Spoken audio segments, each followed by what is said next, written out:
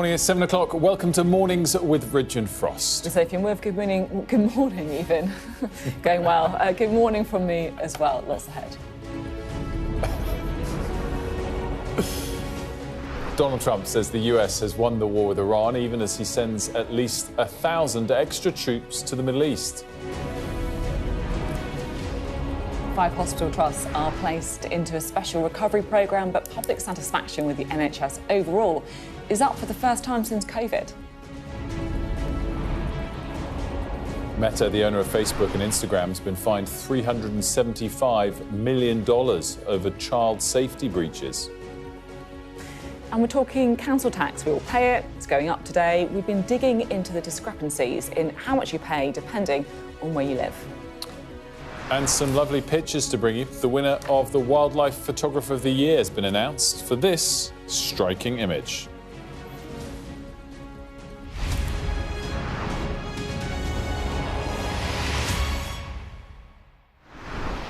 Welcome to the programme. We have some inflation data crossing. This is for the month of February, and it's come in line with expectations. It's come in at 3.0%. That's the same, in fact, as January. It's what was forecast for February. And, of course, the big point to make on this, it comes before the war in Iran. So there is the graph of the outlook for inflation. What I think is important to note here is that it was now expected from here to start to get closer to that 2% target. In fact, most people, before the war broke out, had thought April would be 2.1%. Of course, now, when we get the figures for March, we're likely to see it tick up again from 3%, as opposed to continue that slight downward trend we've seen since late last year. Just to add some extra numbers here, core CPI has come in a tiny bit above expectations. Core is when you strip out food and energy. And that's come in a bit higher than expected, 3.2 versus the forecast of 3.1%. Services inflation came in line with forecast at 4.3%. So basically in line, a tad higher on the core number than you might expect. But again, the key point is the trend we had, which was going to start to see us get close to 2% probably by the late spring, is unlikely to materialise now. And look, this is cost of living. This is how expensive things are getting, how quickly prices are rising, and, you know, as Wilf was saying, basically it's going to be out of date pretty quickly, which is bad news for anyone, you know, going to the supermarket, filling up your car at the pump. It's bad news for a government too that's made the cost of living, you know, its core priority. And just quickly, even if the war ends tomorrow, the number for March clearly is going to be higher than it otherwise was previously. And already this number for February is 3%, and the Bank of England target is 2%. So this is why so quickly, even if the war does end sooner rather than later, so quickly those expectations for the ability of the Bank of England to cut rates went straight out the window, because that trend of getting closer to target is certainly delayed. The question is by how much going forward. Right, let's turn to the war in Iran. It's been another night of verbal tit-for-tat between the US and Iran, and Donald Trump claiming victory after allegedly receiving a promise from Tehran to never have nuclear weapons. Tehran, though, says the US is negotiating with itself. And look, it's always important to look at what leaders are doing rather than just what they're saying. And Donald Trump is sending more troops to the Middle East. I'm just going to take you through some of the details that happened overnight, because there has been a fair bit of movement. So firstly, an extra 1,000 troops, more than that, we think, as well. They're from the 82nd Airborne Division. So these are elite paratroopers. They can deploy anywhere in the world within 18 hours. And it's in addition to the sailors, the Marines already sent from the US, from California and Japan. Donald Trump has also presented a 15-point plan to end the war with Iran. It's been sent by Pakistan to Iran. One of the things that it includes in these kind of points is strict limits on the nuclear programme as well. And from Iran, they've said that they have partially reopened the Strait of Hormuz. So they've told the UN that non-hostile ships can pass through. I mean, what is a non-hostile ship, though? That, I guess, is, you know, really anyone's guess. And so everyone's trying to interpret, you know, the latest updates from Donald Trump. He gave another address last night with some pretty cryptic remarks about what he described as a gift from Iran. They did something yesterday that was amazing, actually. They gave us a present, and the present arrived today. And it was a very big present worth a tremendous amount of money. And I'm not going to tell you what that present is, but it was a very significant prize. And they gave it to us, and they said they were going to give it. So that meant one thing to me: we're dealing with the right people. Is that nuclear related? No, it wasn't nuclear related. It was oil and gas related. And it was a very nice thing they did. But what it showed me is that we're dealing with the right people. Let's bring in Sally. She's in Dubai for us once again. So, Sally, are talks actually definitely happening, even if we're still not certain the two sides will find any agreement? It's very hard to know at this stage. It certainly sounds, from all the signalling coming from Washington, that they are working towards some sort of talks in Pakistan between Iranian officials and Steve Witkoff, J.D. Vance and Jared Kushner. But it has not been confirmed. A lot of what we're hearing is via official conflicting lines between Washington and Tehran, and also via the media. So on the one hand, you've got Donald Trump saying the US has won this war, we're talking to the right people, this is regime change. And then you've got Tehran essentially almost mocking America in some of their public statements. A spokesperson for the Iranian military essentially saying they're trying to dress up defeat as some sort of agreement. And then all the stuff that we're hearing in the press, the Israeli media reporting that they're attempting to come to some sort of agreement for a 30-day ceasefire, as well as this 15-point plan that America has reportedly presented to Iran via intermediaries. Now, what is clear is that Iran may be the weaker party, but they have the stronger hand. They have this very powerful weapon, which is the effective closure of the Strait of Hormuz, which is causing Donald Trump such a headache. No matter what he suggested in terms of a solution for reopening the Strait of Hormuz, including, threats against Iran, it's not worked. So for America to present, a 15-point plan to Iran seems fairly ludicrous at the moment, when Iran can continue to hold the world to ransom with the closure of the Strait of Hormuz. And so you've got this battle of narratives diplomatically, all this signalling from Washington and Tehran, and then look at what we actually do know is happening. We've got around 5,000 Marines currently on their way here to the region, 2,500 on their way from California, which are thought to be in place, are thought to arrive around next week sometime, and then the other 2,500 coming from the Sea of Japan, thought to be in place as soon as this weekend. And on top of that, we've now heard that the Pentagon is deploying the 82nd Airborne Division, which is the immediate response force for America, for the US military, ready to deploy anywhere in the world internationally within 18 hours. I've spoken to them many times before. They were involved in the chaotic evacuation of Afghanistan. They were deployed to Eastern Europe at the start of the Ukraine war. So deploying that sort of force to the Middle East at this time does not just suggest contingency planning. This suggests they're also preparing for events to unfold potentially rapidly and for potentially significant escalation. Meanwhile, you've got Gulf states like the UAE trying to return to normal. It's got a lot quieter here in recent days. Schools are trying to work towards reopening for in-school learning here as soon as next week. But I'm hearing from parents who are still offshore, homeschooling their children remotely on a different time zone at the moment, unsure what to do, because while it all looks so unclear and uncertain, a lot of families whose lives are here are on hold, and they're simply having to hedge their bets. Great stuff as always. Thanks so much, Sally Lockwood, for us there in Dubai. Well, what does it all mean for markets? Let's give you a quick snapshot of what we've been doing. Of course, a lot of late. Look, oil prices, $100, down 4% today. Essentially the reverse of what happened yesterday. Of course, from the course of this week as a whole, we are down. We're about $114 on Monday morning before that infamous post on Truth Social from President Trump. Yesterday, bounced 4%. Today, back down 4%, $100 a barrel. But this easing of oil prices we've seen over the course of this week is all in perspective. Here is an oil chart over the course of the last year. As you can see, surged, and we are down. We're down quite significantly so far this week, but any kind of reasonable perspective shows how much it's still up since the start of the war. You're essentially talking up about 40% since the war began, but since the start of January, we're up about 65%. So obviously still up significantly since the start of the war, despite this pullback.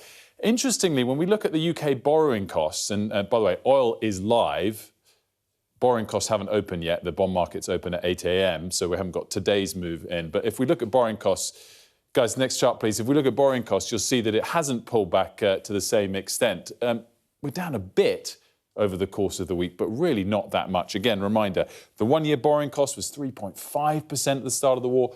We got up to about 4.6, and we're about 4.3, 4.4% now. Now, I do, because oil price is down 5% today, I do expect it to open down a bit when bond markets open at 8 a.m. But for any significant perspective, we haven't really eased much this week for UK borrowing costs, not to the same extent that we have when it comes to oil prices easing back, and both obviously still up sharply since the start of the war. And why are we so exposed on the borrowing costs? Because we have a deficit, an annual amount we borrow every single year of about 5%, a lot. We spend 5% more of GDP than we generate. So we already knew we have to borrow more, and now we've got an extra cost on it. And again, the US produces more fossil fuels than they use, so they're selling more. Obviously, we don't. So, you know, the government's looking at a much higher cost. Yesterday, it's one of the reasons Rachel Reeves likely came out to not announce anything quite yet. We don't know the specifics, but to make clear what it's not going to be. It's not going to be an all-out bailout. And just getting that kind of out into the markets helps ease borrowing costs, because it's not making people wonder, gosh, how much is this extra cost going to be? Is it going to be hundreds of billions, or is it going to be tens of billions? And now we're going to continue our coverage of the war throughout the morning. We'll speak to the former head of the Foreign Office, Lord McDonald. That's going to be a bit later in the programme, so worth sticking around for that one. Now, public satisfaction with the NHS has risen for the first time since the pandemic, although that's from a pretty low base, and people are still deeply frustrated with the health service. So the government's now intervening in some of the worst performing hospitals. 5 NHS trusts with what's been described as deep-rooted challenges are going to be placed in a new recovery programme. We can bring in our correspondent Sajid to talk us through this. What's going on here?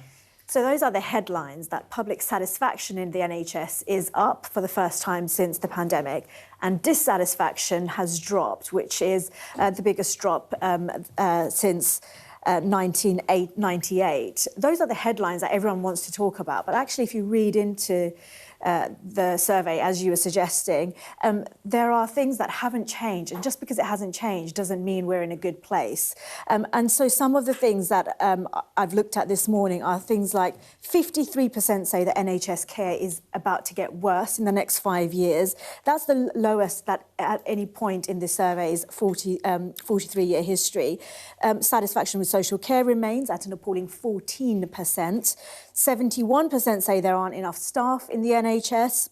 66% say the government spends too little on the NHS, and this is a new question in the survey this year, which is 55% say the NHS spends its money inefficiently. So the overall picture is actually really bad. Just because there's been a few improvements, it's actually difficult to see why the public thinks it is more satisfied with the NHS when those other statistics remain so low. The Department for Health and Social Care says that this is all thanks to record investment, the reforms that they've brought in, and falling wait lists. But as you say, it also comes on a day when the Health Secretary is due to announce that 5 hospital trusts, NHS trusts, have gone into what we can describe as special measures. So this is called the NHS Intensive Recovery Programme. These are the NHS trusts which are identified to be at the very lowest part of the league table. They've got deep-rooted challenges.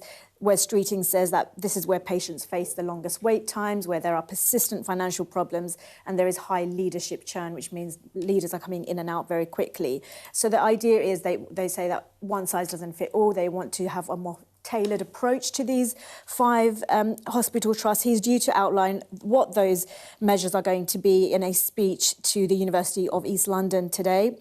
We expect him to say that high-performing teams who have a really great track record of working in the NHS are going to go into these 5 NHS trusts to sort these problems out. So, great stuff. Thanks so much for that. We pointed there that Wes Streeting will be speaking at 10 a.m, but he'll be here on set in the next 10 minutes or less, so stay tuned for that. And we wanted to tell you about a significant moment in the efforts to curb social media companies. You might remember Meta, which of course owns Facebook, Instagram and WhatsApp, has been facing several high-profile lawsuits across the US. So Meta was ordered to pay $375 million. It's after a New Mexico jury found them liable in a child exploitation case. The jury found the company violated state laws by harming children's mental health and safety and concealed what it knew about child sexual exploitation on its platforms. And look, clearly this is a very high-profile decision made by a jury after Mark Zuckerberg personally testified, and $375 million is not nothing. I think the offset to that is it's a civil case in an individual state, not a criminal case at the federal level.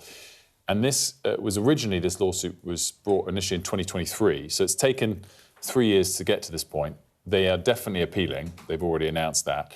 And so I think, you're going to see many more years before this even individual state case finds full resolution, but clearly a very, very significant moment. Yeah, and it comes as well when the government is introducing this kind of 6-week pilot to try and, I guess, test and get some evidence about whether or not there should be a ban. So teenagers being banned from using their phones overnight for a cap of an hour a day on social media, complete ban, and then just business as usual. So interesting to see, I think, how that all plays out as well. Really significant moment, but not reaching its culmination by any stretch of the imagination. Yeah, exactly. Debate's going to run. Now, we've been talking an awful lot about the NHS, and I believe we can bring in our next guest to talk a bit more about this. Wes Streeting, Health Secretary. Good morning. To be on the programme. So failing trusts are going to get sort of hit teams going in. Is that the idea? Yeah, that's right. Look, we're in a decent position now, having been in this job for 20 months. I can sit here and confidently tell you that the NHS is better today than it was when I came into office. That's something that none of the Conservative predecessors that sat in this chair were able to say at the end of their time in office. Waiting lists are the lowest they've been in 3 years. Ambulance response times are the fastest in half a decade. And today we've seen the biggest fall in dissatisfaction in the NHS among the public since New Labour in 1998.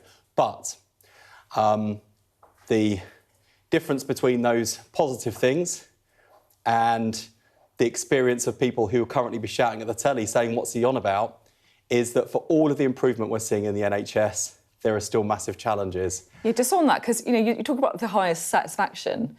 Only 13% say the NHS spends money efficiently, 22% satisfied with an A&E, 14% say satisfied with social care. I mean, it's not really time for a victory lap, is it? I'm definitely not doing that. And the way I describe it is the NHS is on the road to recovery. There's a long road ahead, and my foot's down on the accelerator. I'm not giving up until the job is done and completed.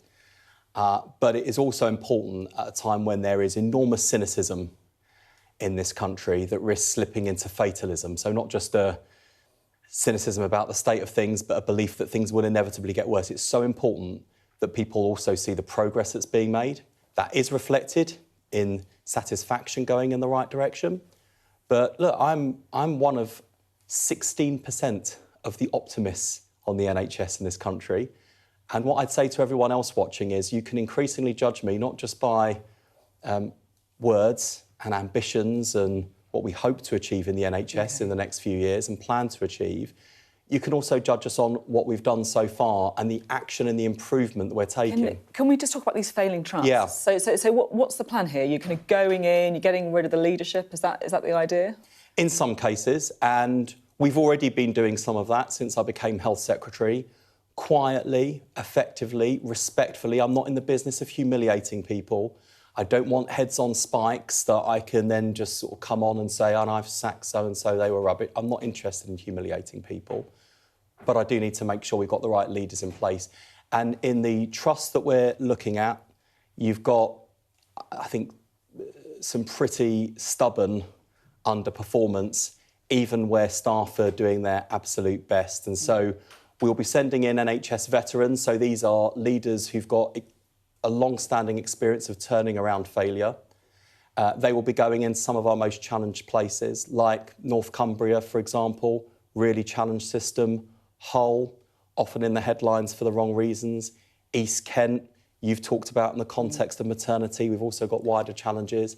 We will be sending in experienced leaders to help really get to the heart of the problems, drive turnaround and improvement. And where we've got some trusts that are failing because of deep structural issues, we might even consider breaking some of those trusts up and giving their services to nearby, more successful trusts. On East Kent, because as you say, we've done a lot on maternity at Sky News because we think it's one of those persistent issues that has, consistently failed mums, babies, dads as well. Is that a particular focus for you here? Yes, look, I think that, and you've, I'm just saying this, done a brilliant job at keeping maternity in the spotlight, and we need it to stay there. This week we had the first meeting of the Maternity and Neonatal Task Force that I'll be chairing. We will be getting the final report and recommendations of Valerie Amos in the next few months. That has been a particular problem at East Kent, but it's a problem right across the country. And if we can't provide consistently safe, high-quality maternity and neonatal services, then we don't have a consistently safe and high-quality NHS. And so Valerie Amos will be setting out a range of recommendations. We're going to drive improvement. You'll be able to hold me to account. With families and professionals, hold the system to account. And look, that is how we're going to drive real improvement in the NHS. I noticed in response to the public satisfaction figures out today that some of the health think tanks were saying, the Labour government won't be able to claim overnight transformation. That's absolutely true, but I never expected that either. The way in which we're going to get the NHS improving is through that consistent improvement, week on week, month on month, year on year. And the challenge for me over the next couple of years is not just to build on the progress we're already making, but to accelerate it and go faster. I'm interested to get your views on this social media pilot that's going on as well. Because, look, mental health, all that kind of stuff, it is very relevant here. So this is a 6-week pilot. Some teenagers won't have access overnight. Others will have an one-hour cap on social media. Some will be banned completely. Others, business as usual. What is your kind of instinct when it comes to a ban on social media?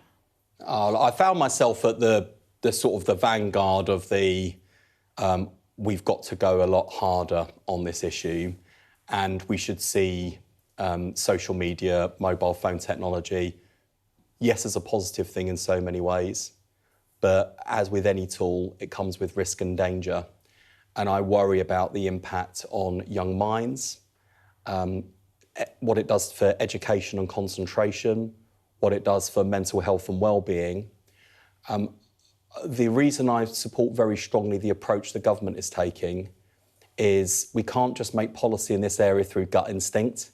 I realise I'm not quite as young as I used to be, and I think it's important this is done with young people, not just to young people. One of the things that's been really interesting, particularly colleagues like Liz Kendall, Bridget Phillipson, as technology and education secretaries respectively, have been spending a lot of time talking to young people who've often been those calling for most action. I've had conversations with kids of primary and secondary school age in my constituency.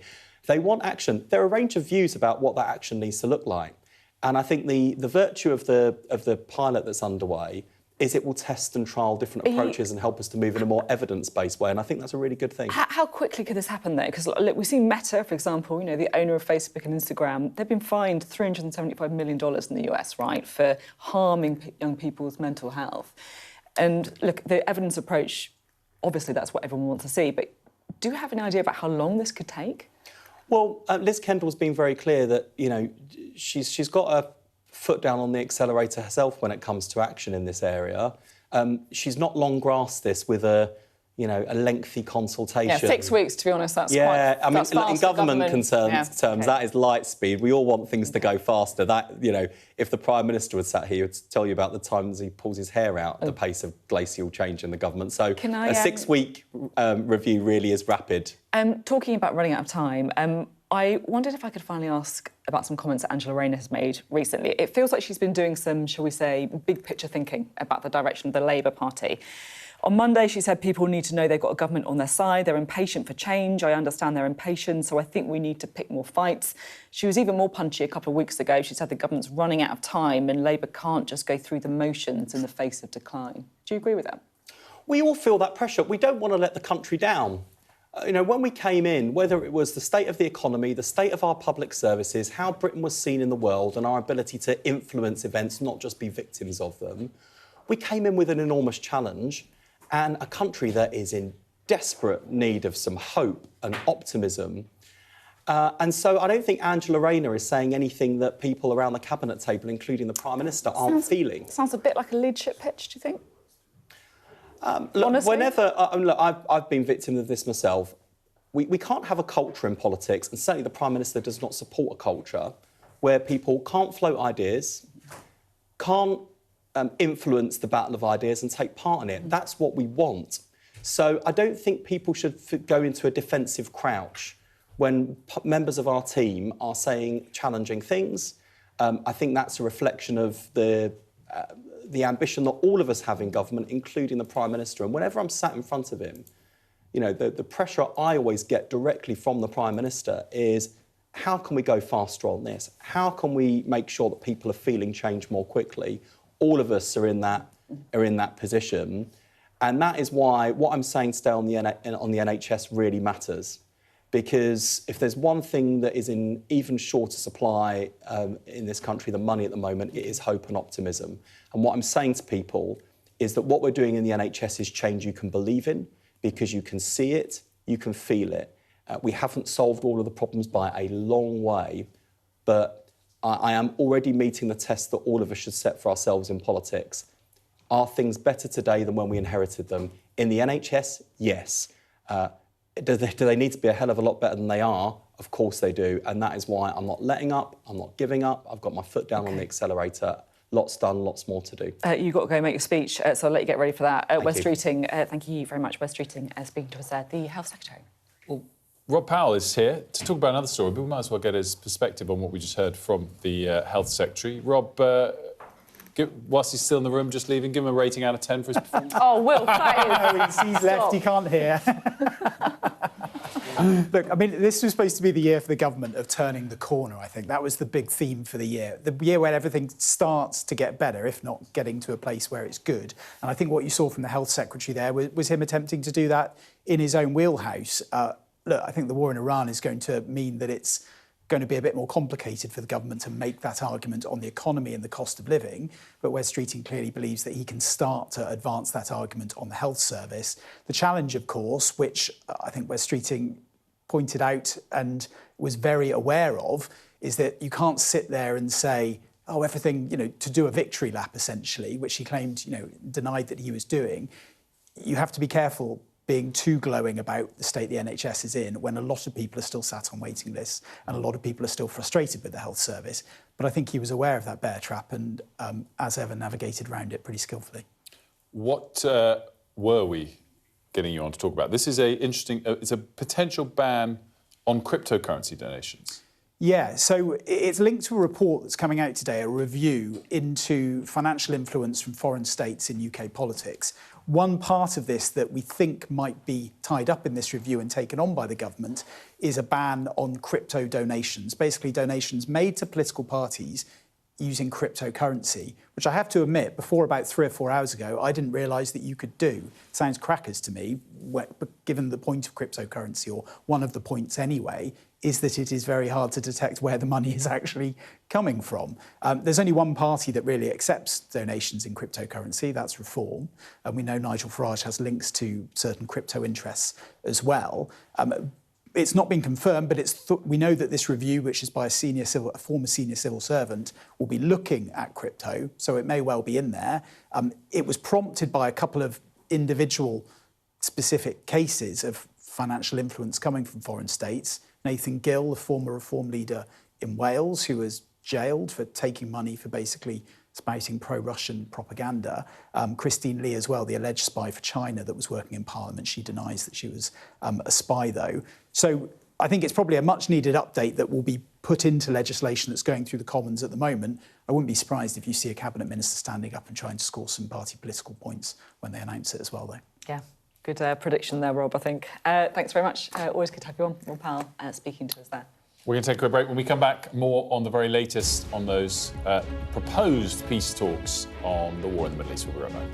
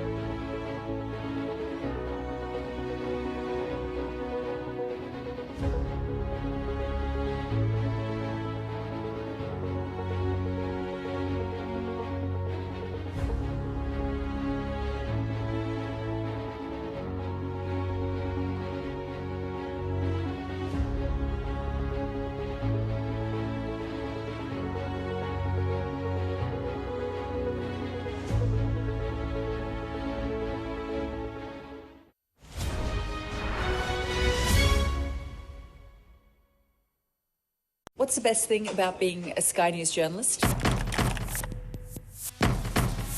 Who's funnier? Being a Sky News journalist. A special edition of The World with me, Yalda Hakim. Pakistan had the right to respond. You're like, what? Historic day here today. Congratulations, this is a huge moment. But what happens now? The best thing about being a Sky News journalist? They call him the king of the jungle. Being a Sky News journalist.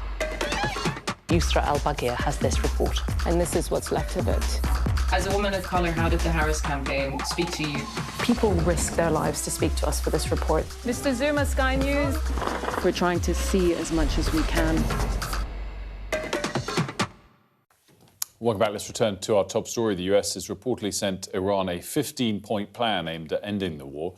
Whether it achieves that, of course, yet to be seen. The news has, though, eased oil prices a bit today and this week. We've also heard from Iran. They say that ships can pass through the Strait of Hormuz as long as they are non-hostile vessels. Let's discuss all of this with Rashid Al-Mohanadi, an expert in Gulf security issues. Thanks so much for joining us. Good morning to you. Are you optimistic about these talks? Well, at this stage, we should take things at face value. If we look at what happened in the last 72 hours, we had the Trump ultimatum, which, in my opinion, and I made it very clear even before he issued the next Truth Social, that this is signaling that negotiations either are starting or are actually happening. And then we have the response from the Iranians, which is very understandable, saying that they totally deny negotiations, which I think is mostly for domestic consumption. So negotiations are happening. Both parties are fighting a high-intensity war, and I think both parties would like to end it on the terms they see fit. So there is some level of optimism, but from the region we do retain a level of cautiousness. How impressed have you been by the Gulf states' defences over the last few weeks?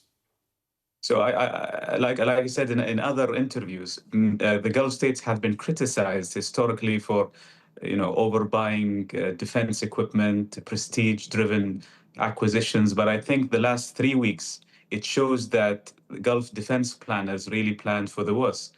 We've been thrown with thousands of drones, hundreds of missiles. Qatar alone has faced 200 plus missiles, hundreds of drones. So it shows that the defense planners really did plan for, real threats. And I think it's a message for the world that these threats are real.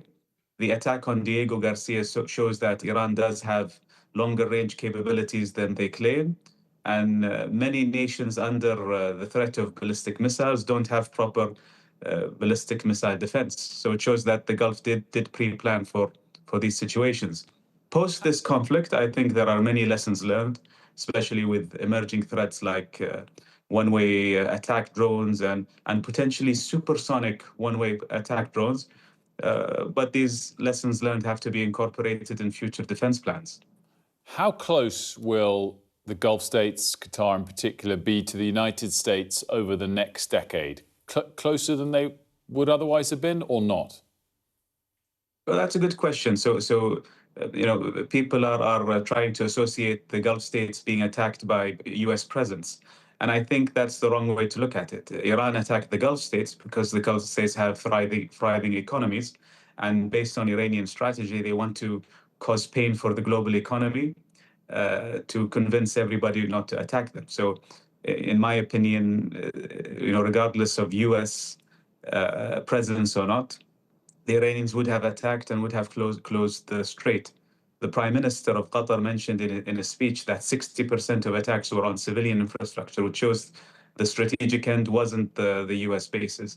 To answer your question, I think because Gulf states have quite a deep defense partnership with the United States, we were able to defend our country so well because most of the air defense systems and fighter jets are US bought.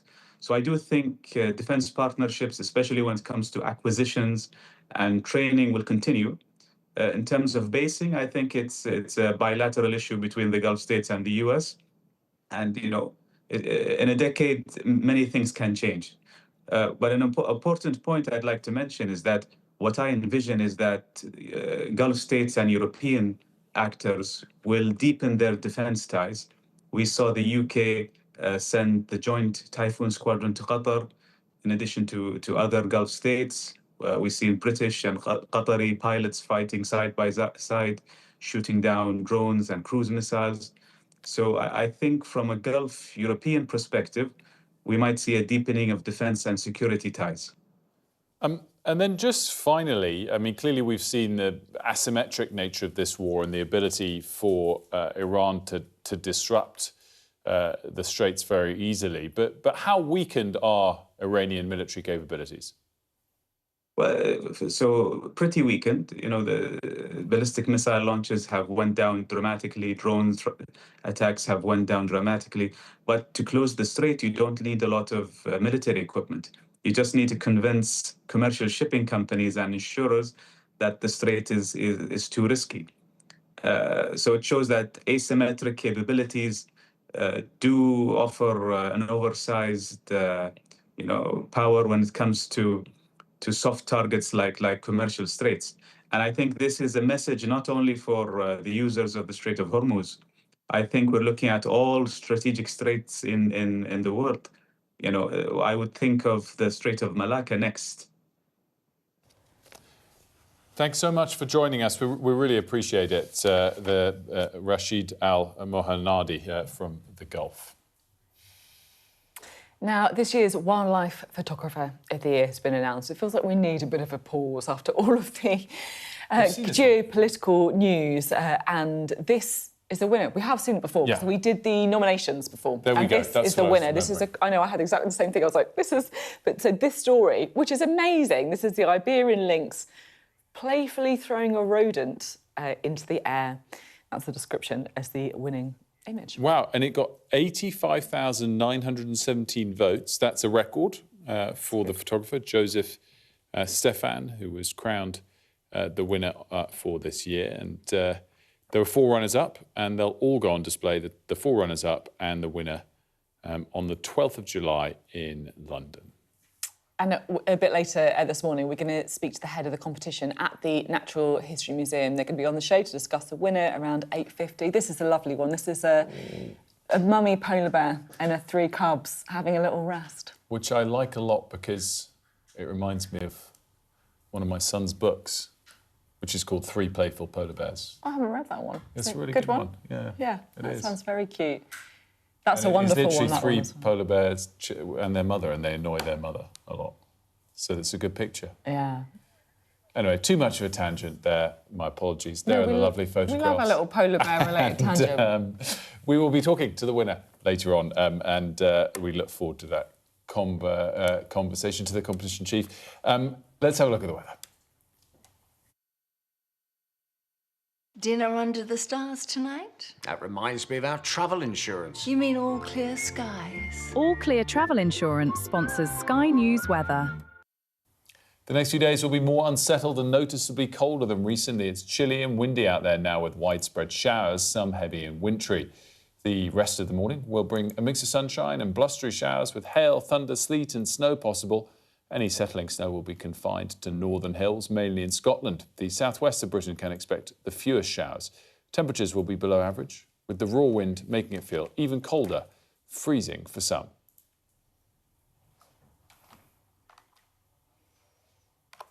All Clear Travel Insurance proudly sponsors Sky News weather.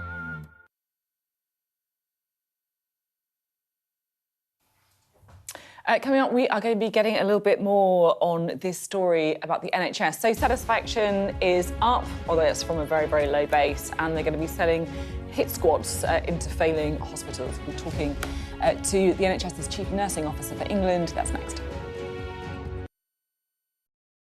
Well, hello, and thank you for watching The Wrap. Every night of the week, we will be joined by the very best commentators to explain the how and the why. This cannot stand. Stupid thing to do. He did know what he was doing. You can expect more analysis. This is going to get deeper. I think it's going to end up with Russia. Is war inevitable? What he's interested in is a deal. That doesn't rule out strikes. I disagree. And laughs along the way. Plus, a look at tomorrow's headlines. The Wrap. Everything wrapped up for you from 10.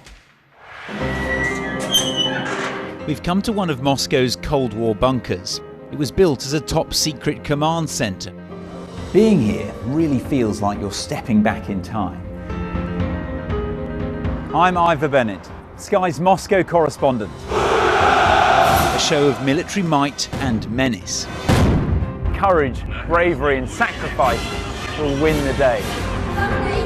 It's a new subject. They'll learn about combat drones and some how to handle a Kalashnikov.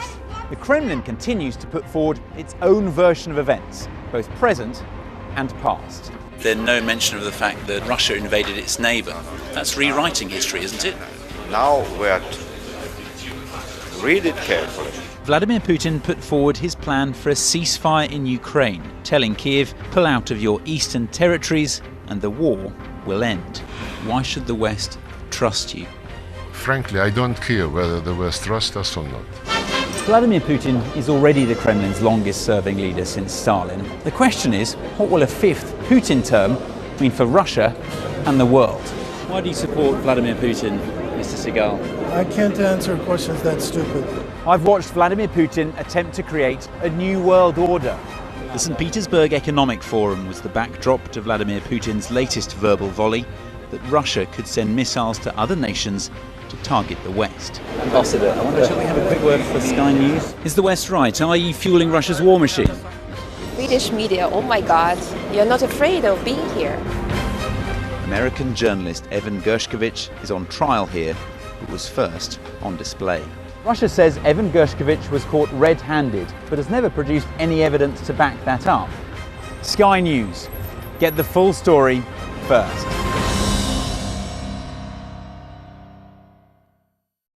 The best thing about being a Sky News journalist? I'm going to take you behind the scenes here for Election Night Live. They have gone up and up being a Sky News journalist. Ed Conway, Sky News, is anyone going to talk to us? Mortgage rates did go up very sharply during your time in office. Here it is. First off, just the scale of what we're looking at. Our data shows it's been happening. Question is, why it hasn't been stopped. Now, we're talking council tax because later today the government is going to be announcing how much local authorities across England are going to be raising council tax for this year. And look, honestly, headline is we're going to be paying more money, right? But a postcode lottery means that some areas are going to be paying more than others. Sky News has visited one street in Berkshire where one household's tax will rise by 5%, but their neighbours under a different council will see a 7.5% rise. Our data and forensics correspondent Tom Cheshire has the story.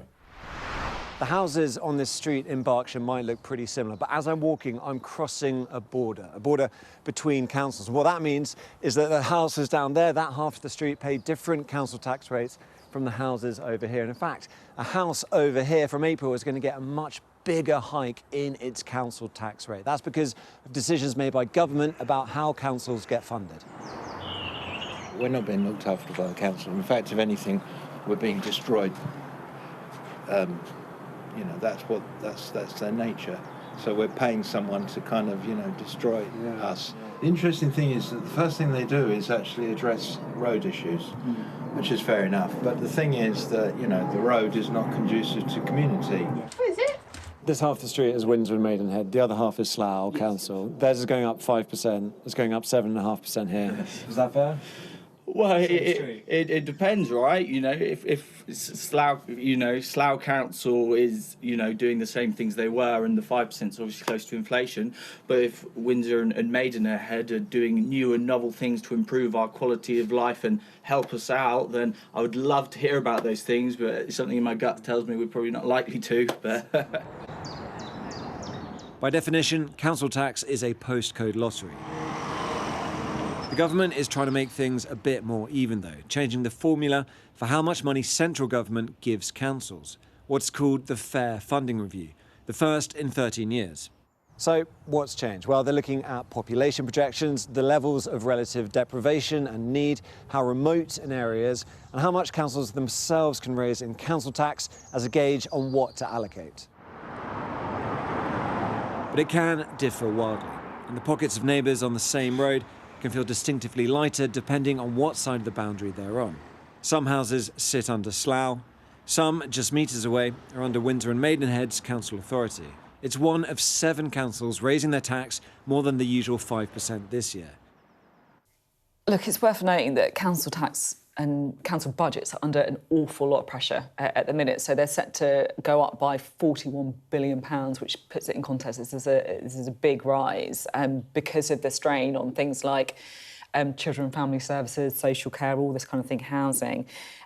Households across the country, council tax going up by an average of 5%. But I think the key is, as you know, Tom's report is saying there, it's not uniform at all. It depends on if you're in the southwest, particularly hard hit, wealthier areas going up more as well. But also there are these councils that the government has given permission to increase their council tax by more than the cap as well. Yeah, exactly. And it's obviously, as you rightly say, coming to a point where so many councils are already massively, massively stretched. And on top of that, the government is now introducing something that would typically have been thought of as collected by the council with an extra second home surcharge, but that goes to central government. So that also leads to some of those people in this debate being like, well, if you're going to levy a tax that's collected in a way that historically was collected via councils, but it doesn't go to the councils, it's also sort of creating a double whammy of a problem where people feel like they're paying more. It's only a very, very small one for a select few, but it doesn't actually filter down to councils, even though it's locally kind of levied, which is another kind of debate that's going on. Yeah, I think the government worried about basically councils going bust, which is why they're taking that kind of special needs funding out of them as well, because we have seen councils going bust, in numerous different places. If you want to watch the full report, you can scan that QR code. Also, we'll be joined later on in the programme to discuss it in more detail with Tom as well. Now, the Health Secretary, Wes Streeting, will set out the government's plans for the future of the National Health Service later today. It comes as a new survey says overall satisfaction in the NHS is at its highest level since 2020.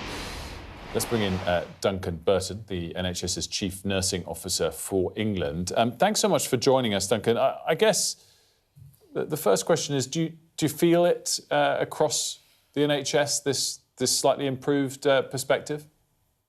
Well, certainly, I think we should all be really proud of the work and the efforts that staff across the NHS have taken. You know, I think the fact that we've got some improvement in this survey is a really good sign, but we know that there is much more to do. And I speak to nurses every single day and other colleagues up and down the country, and we know that there are pressures and we know that there is much more to do to improve the experience of our patients and our local populations using NHS services.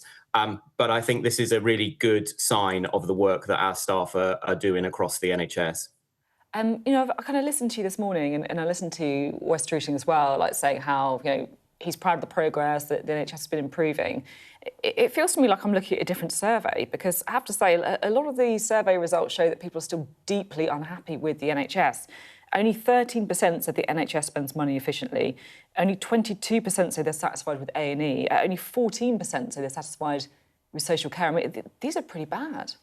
Yeah, well, look, and I'll be the first to say there is much more to do. And, and I spend a lot of time with services and with colleagues across the country who we absolutely recognise the pressures and there's much more to do. But I think we also need to, at the same time, when there are some signs of improvement, which, there has been an improvement this year in this survey, we should celebrate that, because actually it's helpful for staff who are working really hard in this space. But we know that there is a significant amount more to do across A&E services, across maternity, across a great number of areas. Do you feel like there's more levers to pull to make all of that further progress that's required? Or, I mean, it's interesting that you're kind of talking about bringing back the phrasing to celebrate what staff are doing. Do you feel like they feel significantly under the cosh? They're already doing everything they can do, and yet the progress, as Sophie points out, is is relatively minor.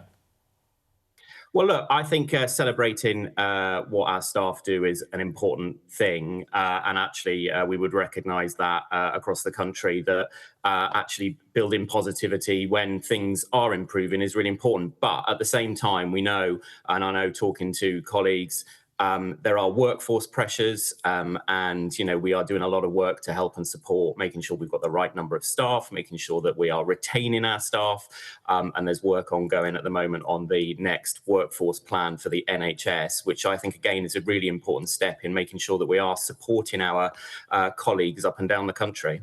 Yeah, you make such an important point about the retention of staff, and look, it's pretty clear, isn't it, that there are people in the NHS who are frankly burnt out, working, night shifts, really feeling like they are under it and they can't continue for the length of time that they want to do. Is there a leadership problem sometimes? Because I have, been quite interested to hear Wes Streeting saying in these 5 trusts in particular, he doesn't want to put heads on spikes in his words, but there's clearly a frustration about some of the leadership. Is that something you recognise? Well, look, I think we can absolutely recognise that there is variation in leadership across all parts of the NHS. We want our very best leaders to be working in every part of that. And I, as an experienced nurse myself, I've seen the impact of, making sure we've got the right leaders in our wards, making sure we've got the right leaders in our teams, and also, having been a chief nurse myself in a couple of trusts myself, how important it is to get the right people with the right skills and values into those organisations. So, and supporting those leaders as well, because, it is a challenge often working in the NHS and working with the multiple number of things that we need to do for our population. So I think making sure we've got the right leadership in place is fundamental. What's the one thing, with all your experience working on the front line of the NHS, what's the one thing that you want to change that would make a difference? Well, I think I would say, Sophie, look, I think making sure that we are listening and learning from our patients and our populations, and making sure that we are really driving those improvements and driving that experience by responding to and listening to those patients, and particularly when things go wrong and we make learning and we make those changes to improve our services. I mean, to be honest, with the work that we've done on maternity care, just to jump in, that is what comes up again and again from women feeling that they haven't been listened to, and sometimes when things goes wrong, the doors have shut and people haven't acknowledged it. I was going to say, what's a tangible example of that? Well, I mean, as Sophie has said, maternity, and I'm heavily involved in maternity as well, and improving maternity services. And that is, and having spoken to, as I know you have, spoken to many women and families who have been harmed, actually, the response when something goes wrong has not been good enough. So making sure that we respond in the right way, we take the lessons, we learn from them, but also recognise that harm has been done, and that we do everything we can to support those families. I think that'd be music to the ears, to be honest, of some of the families that we've spoken to as well. So thank you for being open and acknowledging it. Duncan, thanks for joining us. Thank you.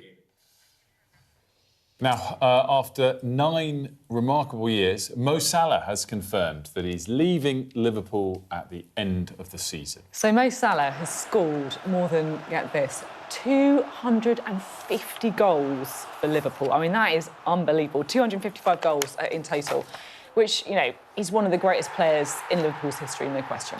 Yeah, he helped them win, of course, the Premier League twice, the Champions League, the FA Cup, the FIFA Club World Cup. He's won, I think, pretty much every trophy available in this country, and will be leaving by mutual consent as a free agent at the end of the season. So he's got a couple of months left. We've got a couple of months left to enjoy his brilliance. Yeah. Hopefully not against our respective teams, but... Yeah, well, definitely won't be against Sheffield Wednesday, to be honest. So, I mean, much with the greatest, the most optimistic will in the world, yeah. I'm not sure we'll see that one. You can come and join Sheffield Wednesday, maybe, though. Well, we've talked about this before, haven't we? What number was he going to wear? Well, any number you want, Mo Salah. What you choose. No, but what's kind of good about this is there could have been a more acrimonious departure. There was some tensions first half of the season because he wasn't playing as often as he'd like to, or wasn't performing, whatever the argument was. But he didn't leave in the January transfer window, stayed. is now very warm. All the coverage Yeah. is very warm and positive, reflecting on his contribution, and it will be a nice departure. And of course, you know, Liverpool could still win a trophy as well before the end of the season. Yeah, I mean, the guy's a legend, doesn't he? He really is. We'll have more of the news in just a few moments' time. We are going to bring you the very latest on the war in Iran, what's going on with this 15-point peace plan. Is it real? Is it going to be effective? We'll try and find out.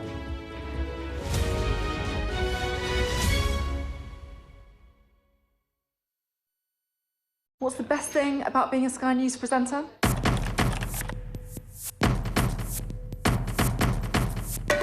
We've done the work and the reading, so you don't have to. Being a Sky News presenter. Hello and welcome. Westminster, the heart of British politics. I'm so sorry about what happened to you. So what on earth is going on? It's not true. Can I tell you what I think is really unusual? Mornings with Rich and Frost. Let's crack on. Let's get started.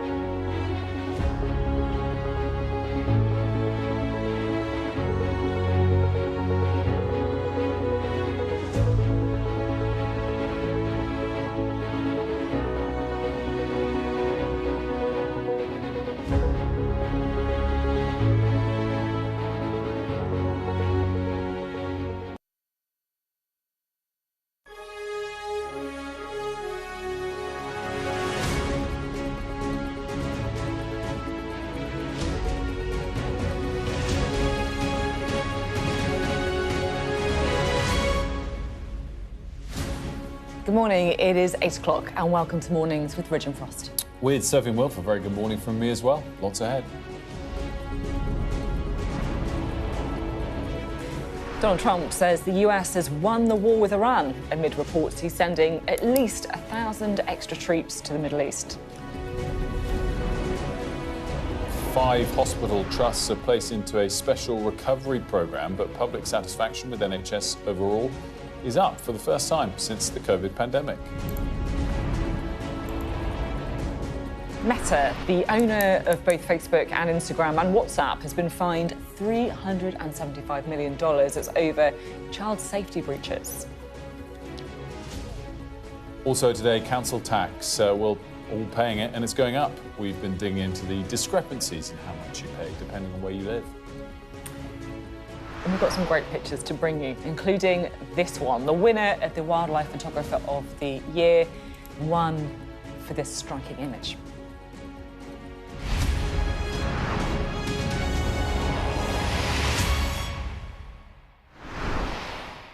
Good morning. We begin with the war in Iran, and it's been another night of verbal tit-for-tat between the US and Iran, with Donald Trump claiming victory after allegedly receiving a promise from Tehran to never have nuclear weapons.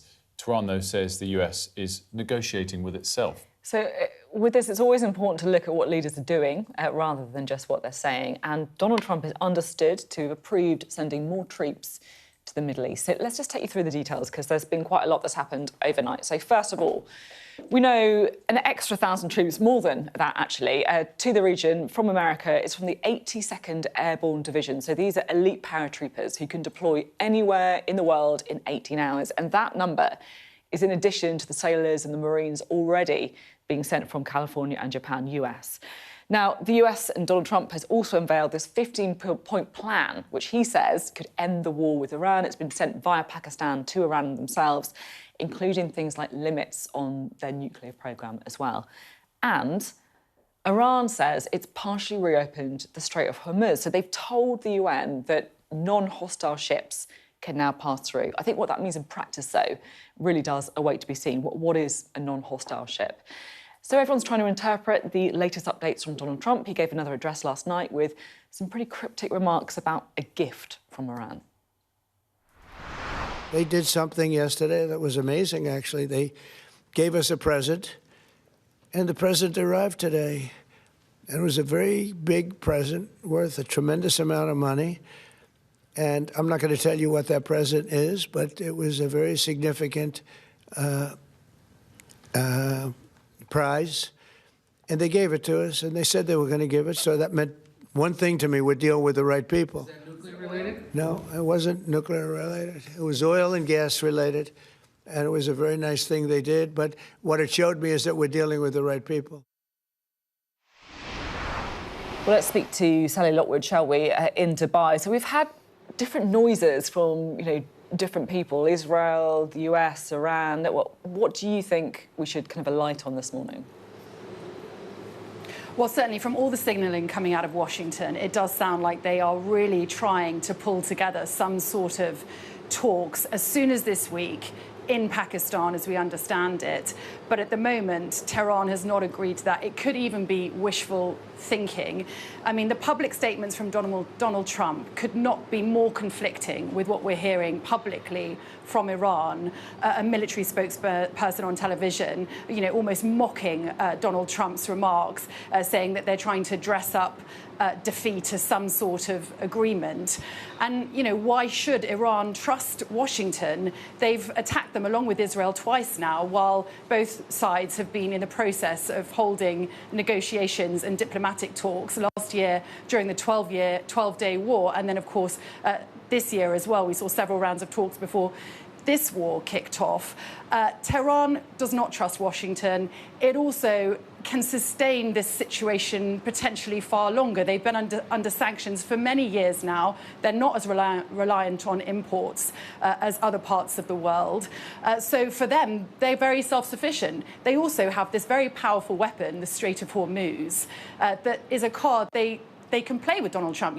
We're hearing through the media that a 15-point plan has been presented to Iranian officials via intermediaries. But at the end of the day, they are continuing to hold the world to ransom with the effective closure of the Strait of Hormuz, and they have serious leverage here. And let's look at what we do know, Sophie, as you just described. There are currently 5,000 US Marines on their way to the region. 2,500, we understand, will be in place by this weekend. The other 2,500 that are on their way from California could arrive as soon as next week. And then on top of that, the Pentagon is now mobilizing the 82nd Airborne Division. Now, I've had talks with them many times in the past. They are the international essentially readiness force used by the US military, ready to deploy anywhere in the world at 18 hours notice. They were deployed during the chaotic evacuation of Afghanistan to help out there. They were deployed to Eastern Europe at the start of the Ukraine war. You do not deploy a force like this if it's just contingency planning. This does suggest that Washington is preparing for this to potentially escalate again, and Tehran will be well aware of that. Meanwhile, you've got, civilians, not just in Iran, but obviously the rest of the world, trying to, make plans here and also suffering the consequences when it comes to gas prices. So you've got people here in the UAE who I'm in touch with, many residents who are remaining offshore while this remains so uncertain. You know, the UAE is trying to get back to in-school learning next week to reopen schools properly, but lots of people are choosing to stay away and are educating their children remotely on a different time zone, starting class at 5 a.m. if they're in the UK. And on top of that, you know, something that is underreported, but I know you've touched on, is that the poorest countries will be hit hardest here by the closure of the Strait of Hormuz. And we're already hearing suggestions from governments in Asia, like Indonesia, who are considering cutting back on their school food programme because of this situation. And it's a situation that certainly doesn't look like it's going to be resolved anytime soon, no matter how much Washington is pushing for it. Sally, great stuff as always, live for us in Dubai. Lots of moving parts there, the extent in particular to which we should assume things are nearing a close of conflict or not. Let's see how it's playing out in the markets. And oil prices have eased this week, significantly on Monday, bounced a bit yesterday, but easing again today. We're below $100 on Brent crude. An hour ago, we were still above $100. So we're slipping, down best part of 5% so far this morning, I guess, on hopes that these 15-point plans might possibly yield to something. But let's put it in perspective. Here's a one-year chart of the oil price. And you can see, we've really eased a lot this week, but we're still up a lot, of course, since the start of the conflict. So, as we said, oil prices hit about 114 on Monday, fell sharply during the course of Monday, bounced a bit yesterday, down again today, but we're still up 45% since the start of the conflict. And if you go back to the start of January, since the start of the year, we're still up over 60%. So a better week, but still, of course, significantly elevated. Now, as we said last hour, the chart for UK borrowing costs is a similar shape but hasn't seen as much of a pullback. And this morning, we are seeing a bit more of a pullback. This is not updated with the open since the last 10 minutes or so. We are now at 4.36%. So we're probably about here. So, we've seen a bit of an easing over the course of the last 2 or 3 days on UK borrowing costs, but nothing like the scale of easing we've seen in oil prices. And again, just a reminder, our one-year borrowing cost was 3.5% at the start of this war.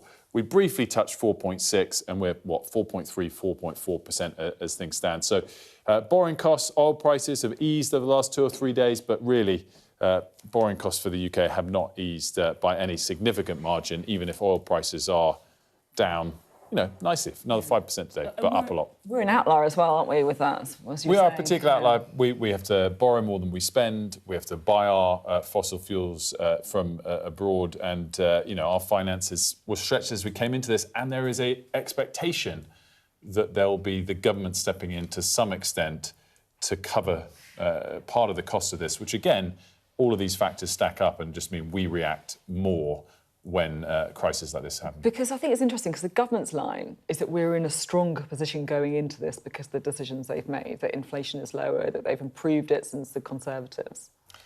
I don't think anybody assessing things broadly would say that. I mean, look, inflation was worse coming into the last military crisis, but it was lower at the election than now. So it's always, you have to look exactly what kind of metric or date they pick. When we went into the Ukraine crisis, the start of that inflation was higher, but I think at the day of the election, inflation was 2.1 or 2.2%. We just had inflation for February before this started, was 3%.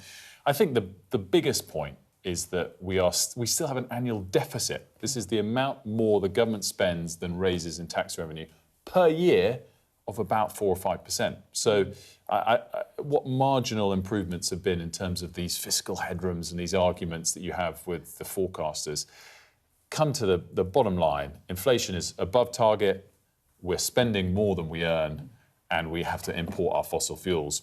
No real planning done on any of those points. I've just been told in my ear we have got a bit of breaking news to bring you, and this is on the 15-point plan that Donald Trump says he's presenting to Iran, because 2 Pakistani officials have now told AP that Iran's received it. Pakistan obviously was the intermediary. US sent to Pakistan, they passed on to Iran. So it exists, and Iran has received it. How they'll react, of course, is another question. It's including things, for example, like limits to the nuclear programme, for example. We'll get more on this, of course, with Simon McDonald, the Lord Simon McDonald, to give him his proper title, the former head of the Foreign Office, later on in the programme. Oil prices, we said it's down below 100 for Brent, down 5% today. So this morning, in the short term, that market in particular is buying some of this slight positivity. It's believing it, even if there's a long way to go, highlighted by the fact we're still up 45% in oil prices since the start of the conflict. Let's talk NHS now, because public satisfaction with the NHS has risen for the first time since the COVID pandemic, although, important to say, it's from a pretty low base. People still deeply frustrated with large parts of the health service. So the government's now intervening in some of the worst performing hospitals. 5 NHS trusts with deep-rooted challenges will be placed in a new recovery programme. Having been in this job for 20 months, I can sit here and confidently tell you that the NHS is better today than it was when I came into office. That's something that none of the Conservative predecessors that sat in this chair were able to say at the end of their time in office. Waiting lists are the lowest they've been in 3 years. Ambulance response times are the fastest in half a decade. And today we've seen the biggest fall in dissatisfaction in the NHS among the public since New Labour in 1998. But the difference between those positive things and the experience of people who will currently be shouting at the telly saying, what's he on about, is that for all of the improvement we're seeing in the NHS, there are still massive challenges. Well, let's talk to Sadia, shall we? So there's 2 kind of strands to this, right? The first is the satisfaction, and the second one is these kind of crack teams going in. Let's just start with the satisfaction first. I have to say, I've looked at the figures. It's not great still. It isn't. So the headlines that Wes Streeting will want you to focus on is that dissatisfaction it has fallen, and that satisfaction in the NHS has risen, as you say, for the first time since the pandemic. But when you go into the numbers, you'll see that actually overall it's not that great. And there are lots of things that the public remain really unhappy about. Dentistry, A&E services, GP services, all really low numbers. They haven't improved, they haven't declined since the last survey, but they're still really, really low. There are a few other things that I've highlighted. So satisfaction with social care is appallingly low at 14%. The majority of survey respondents say that they expect the NHS care to get worse in the next 5 years. That's 53% say that. That's the lowest at any point in this survey's history. The vast majority say there aren't enough staff in the NHS. 71% say that. 66% say the government isn't spending enough money. It spends far too little or too little on the NHS. And the majority, again, disagree that the money that the NHS does have, that it spends it efficiently. That was a new question in this year's survey. So it's puzzling for why the government is sort of hailing this as some sort of an achievement and talking about improvement. Even more confusing, as you say, is that it comes at a time when 5 NHS trusts are going into these sort of special measures. It's called the Intensive Recovery Programme. Sounds a bit like intensive care. It'd be cute if it wasn't so serious. But this is something that shows that 5 NHS trusts are really underperforming. They are the bottom of the NHS league table. Wes Streeting says that it's needed to bring in some sort of NHS veterans, people who have a good track record of how to deal with these sort of crises, to come in and sort these places out. But if you look at this survey and what the survey says, 5 might just be a small number. Maybe we need to be looking at more custom-made, sort of tailor-made approach to a far larger number of NHS trusts. Thanks, Sadia. Now, we want to tell you about a significant moment in the efforts to curb social media companies. You might remember we've spoken about this before. Meta, the owner of Facebook, Instagram and WhatsApp, has been facing some high-profile civil lawsuits across the United States in individual states. And the company was ordered to pay $375 million after a jury in New Mexico found them liable in a child exploitation case. Jury found the company violated state laws by harming children's mental health and safety and concealed what it knew about child sexual exploitation on its platforms. So it's a big moment, right? Yeah, I mean, it's a huge moment, clearly, if they've been found liable for $375 million worth of damage in a case, as you saw from the pictures there, that Mark Zuckerberg did testify at. I think it's also worth noting the offset to that, which is this is not a federal case, it's not a criminal case. and they're appealing it. Perhaps the most important point, they are appealing it. And it was brought, I think, initially in 2023, this case. It's taken 3 years to get to this point. They've got deep pockets. They're going to fight it. They're going to appeal it. So I don't think we get the culmination still for a while. But clearly, from where we are, the line in the sand today, it's pretty significant. Yeah, and interesting, I think, with the backdrop of the government's trial and investigation into whether or not to ban social media for under-16s as well. You know, this is all evidence that they will feed into that, I'm sure. And West Streeting was saying it's right to consult to make sure we get it right, but, you know, he's minded to do something, you know, pretty big, I thought. There's also a point I always think with this where globally, regulators, lawmakers, it's like we fight yesterday's battles. We're talking about social media cases now going to be an appeal for years. AI. I mean, it's quite kind of crazy how slow we are all to react to these things. But anyway, there we go. Now, Donald Trump has claimed victory after allegedly receiving a promise from Tehran to never have nuclear weapons. Tehran, though, says the US is negotiating with itself. Let's talk about all this with the former Director of Global Engagement for the US National Security Council, Brett Bruin, a role he had from 2013 to 2015. A very good morning to you, Brett. Thanks for joining us. Good to be with you. You optimistic that these talks are going to lead to something? I think Trump is desperate for a deal, and that's why you see him flailing around trying to find the contours or a concept of a plan of a deal. But it is not clear yet, Wilfred, that we actually have two in this negotiating process. Tehran's been throwing a lot of cold water, almost mocking Trump and his efforts to find that deal. Obviously, you've got intermediaries from Pakistan to Oman. But at the present time, it is just not clear that it is in Iran's interest at the moment to strike a quick deal. I think, when we see reporting of what Iran wants and leaked of what the US wants, it's very clear how far apart the two sides are. Do you think, assuming no formal deal emerges, we go back to the worst scale of fighting in a matter of days, or does just this pause that we've had anyway ease the tensions going forward? I think what you're going to see is a bit of Monday replayed throughout the next several weeks, potentially the next several months, where Trump will claim that Tehran is closing in on a deal, that they've made some important concessions, that it'll give them more time, because it's important, especially here in the UK, to understand the amount of political pressure on Trump, and not just from Democrats, not just from independents. There are a lot of Republicans that are upset with what he's doing in Iran, with the prospect we're going to spend another $200 billion on this war effort. We're going to potentially send more U.S. troops. We've already lost over a dozen U.S. troops. This is becoming political kryptonite for Republicans in a year when we've got a legislative election. That's really interesting, because there's also, I think I'm right in saying, been some polls that show the Republican base are still quite behind the military action, or is that not the case? I think what you've got to separate is, on the one hand, yes, you've got the core MAGA folks who will follow Trump to the ends of the earth. But you do have those who are more of the isolationist bent, the Tucker Carlsons, the Marjorie Taylor Greenes, who are saying, you know what, we didn't sign up for this. We signed up for America first. And what part of our invading Iran, our engaging in another Middle Eastern quagmire is America first? One of the comments overnight from President Trump is that he's confident they're talking to the right person, that they're dealing with the right people. I mean, what do you make of that? Well, it's interesting because it appears that he's not talking to the new Ayatollah. He's not perhaps even talking to the leader of the IRGC. Instead, he's plucked somebody out, maybe it's the Speaker of the Iranian Parliament, and decided that's a good interlocutor. But Wilfred, you know that it doesn't necessarily mean that person has the power to implement a deal. And I think what he is trying to do is a Venezuela-style model where he can take Maduro's deputy, Delcy Rodriguez, and say, okay, now you're the leader of the country. That doesn't work the same way in Iran, and I think it's bound to fail.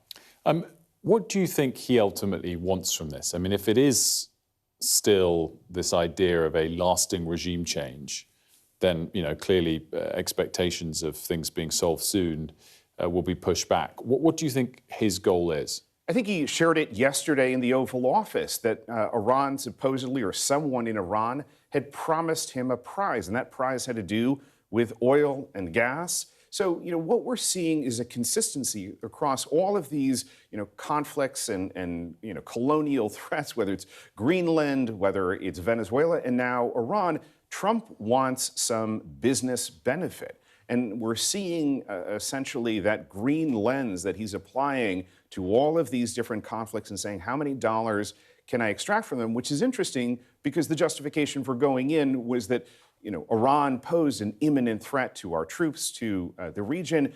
And yet somehow the resolution of this crisis is not because they made concessions on that, but because they gave him some monetary prize. Clearly, the market's been pressuring him and the potential kick-on effects for the economy, the bond market in particular, over the last couple of days. Do you feel like he is under enormous pressure to back down, or still only relative amounts of pressure? I think it is enormous pressure, and it's why you have seen Trump at several points, Monday being the latest example, where he has tried, if you will, to let some of the gas out of the pipes to ease the pressure on the markets, on oil prices, because, I just landed in London and I can tell you Americans are shell-shocked by how much oil prices have gone up, and they're feeling it every day. It's not even this ephemeral issue of tariffs, and maybe I bought something that had a 10% tariff on it, it was a little bit more expensive. It's $1 more per gallon in most parts of the U.S. Just finally, Brett, in terms of the troops that have been sent to the region, reports overnight of a further 1,000 or so troops. Do you think they're going to be used? I think that this is a worrying sign. And the fact that, on the one hand, Trump and Hegseth have tried to sell this as, we're all safer, and now we've got to send 5,000 more troops. One, it could be a sign as a negotiating tactic with Iran, but it does worry me because I think Iran, over the next several months, is going to be a more dangerous actor than they were prior to this conflict. Brett, thanks for joining us. Great to see you. Brett Bruin, from the former US National Security Council member. Now, there's one story in Westminster that's been bubbling away that we want to bring you now, and it is about the theft of Morgan McSweeney's phone. Now, Morgan McSweeney, former Chief of Staff to the Prime Minister, who resigned over his advice on appointing Lord Mandelson as ambassador to the US. And there's an investigation going on. People wanted to recover the messages between him and Mandelson. Conveniently, some people may say, his phone got nicked, right, just before that happened. But the other twist to this is what the police did. So police have confirmed that they are now revisiting the investigation because at the time, get this, they didn't investigate. Even though this is the Chief of Staff's, this is the Chief of Staff to the Prime Minister, I'm sure there's very important messages and details on that phone. They didn't investigate because, in their words, they were too busy. And they also got the street wrong. They said Belgrave Street in Limehouse rather than Belgrave Road in Pimlico, where it actually happened. I mean, I know that we're meant to have a degree of separation between politics and the police, and this is a small crime. It's not like a weekly meeting that the Met Chief might have with the PM. But while you blame, on the surface of it, the police for not digging into it, equally, he's the Prime Minister's Chief of Staff. After a day or two of not hearing back from them, wouldn't you say, guys, what's going on? Can you give us an update? This has got confidential national security information on it. So I don't really quite know what's gone on here. It's a puzzling story. We have got a bit of breaking news to bring you now, because we can tell you that 2 men have been arrested in connection with the Golders Green arson attack. So this is the arson attack, anti-Semitic, on volunteer-led ambulances run by the Jewish community in Golders Green. They've arrested 2 men, one aged 47, one aged 45, at addresses in northwest London and central London, respectively, and they've been arrested on suspicion of arson with intent to endanger life. There's some comments coming as well from the Commander of Counter-Terrorism Policing in London, Helen Flanagan, saying we've been working around the clock since this appalling attack took place, and it's led to these arrests being made this morning. It's quite a long set of comments, but they're saying there's important breakthrough in the investigation, but they're mindful that CCTV footage of the incident suggests there were 3 people involved, and so they continue to work on their investigation despite that significant breakthrough of these 2 arrests. We'll take a quick break. When we come back, we'll be talking to Lord Vasey, to Ed Vasey, about the new BBC Director General, at least the person who's expected to be confirmed as the new BBC Director General. That's next.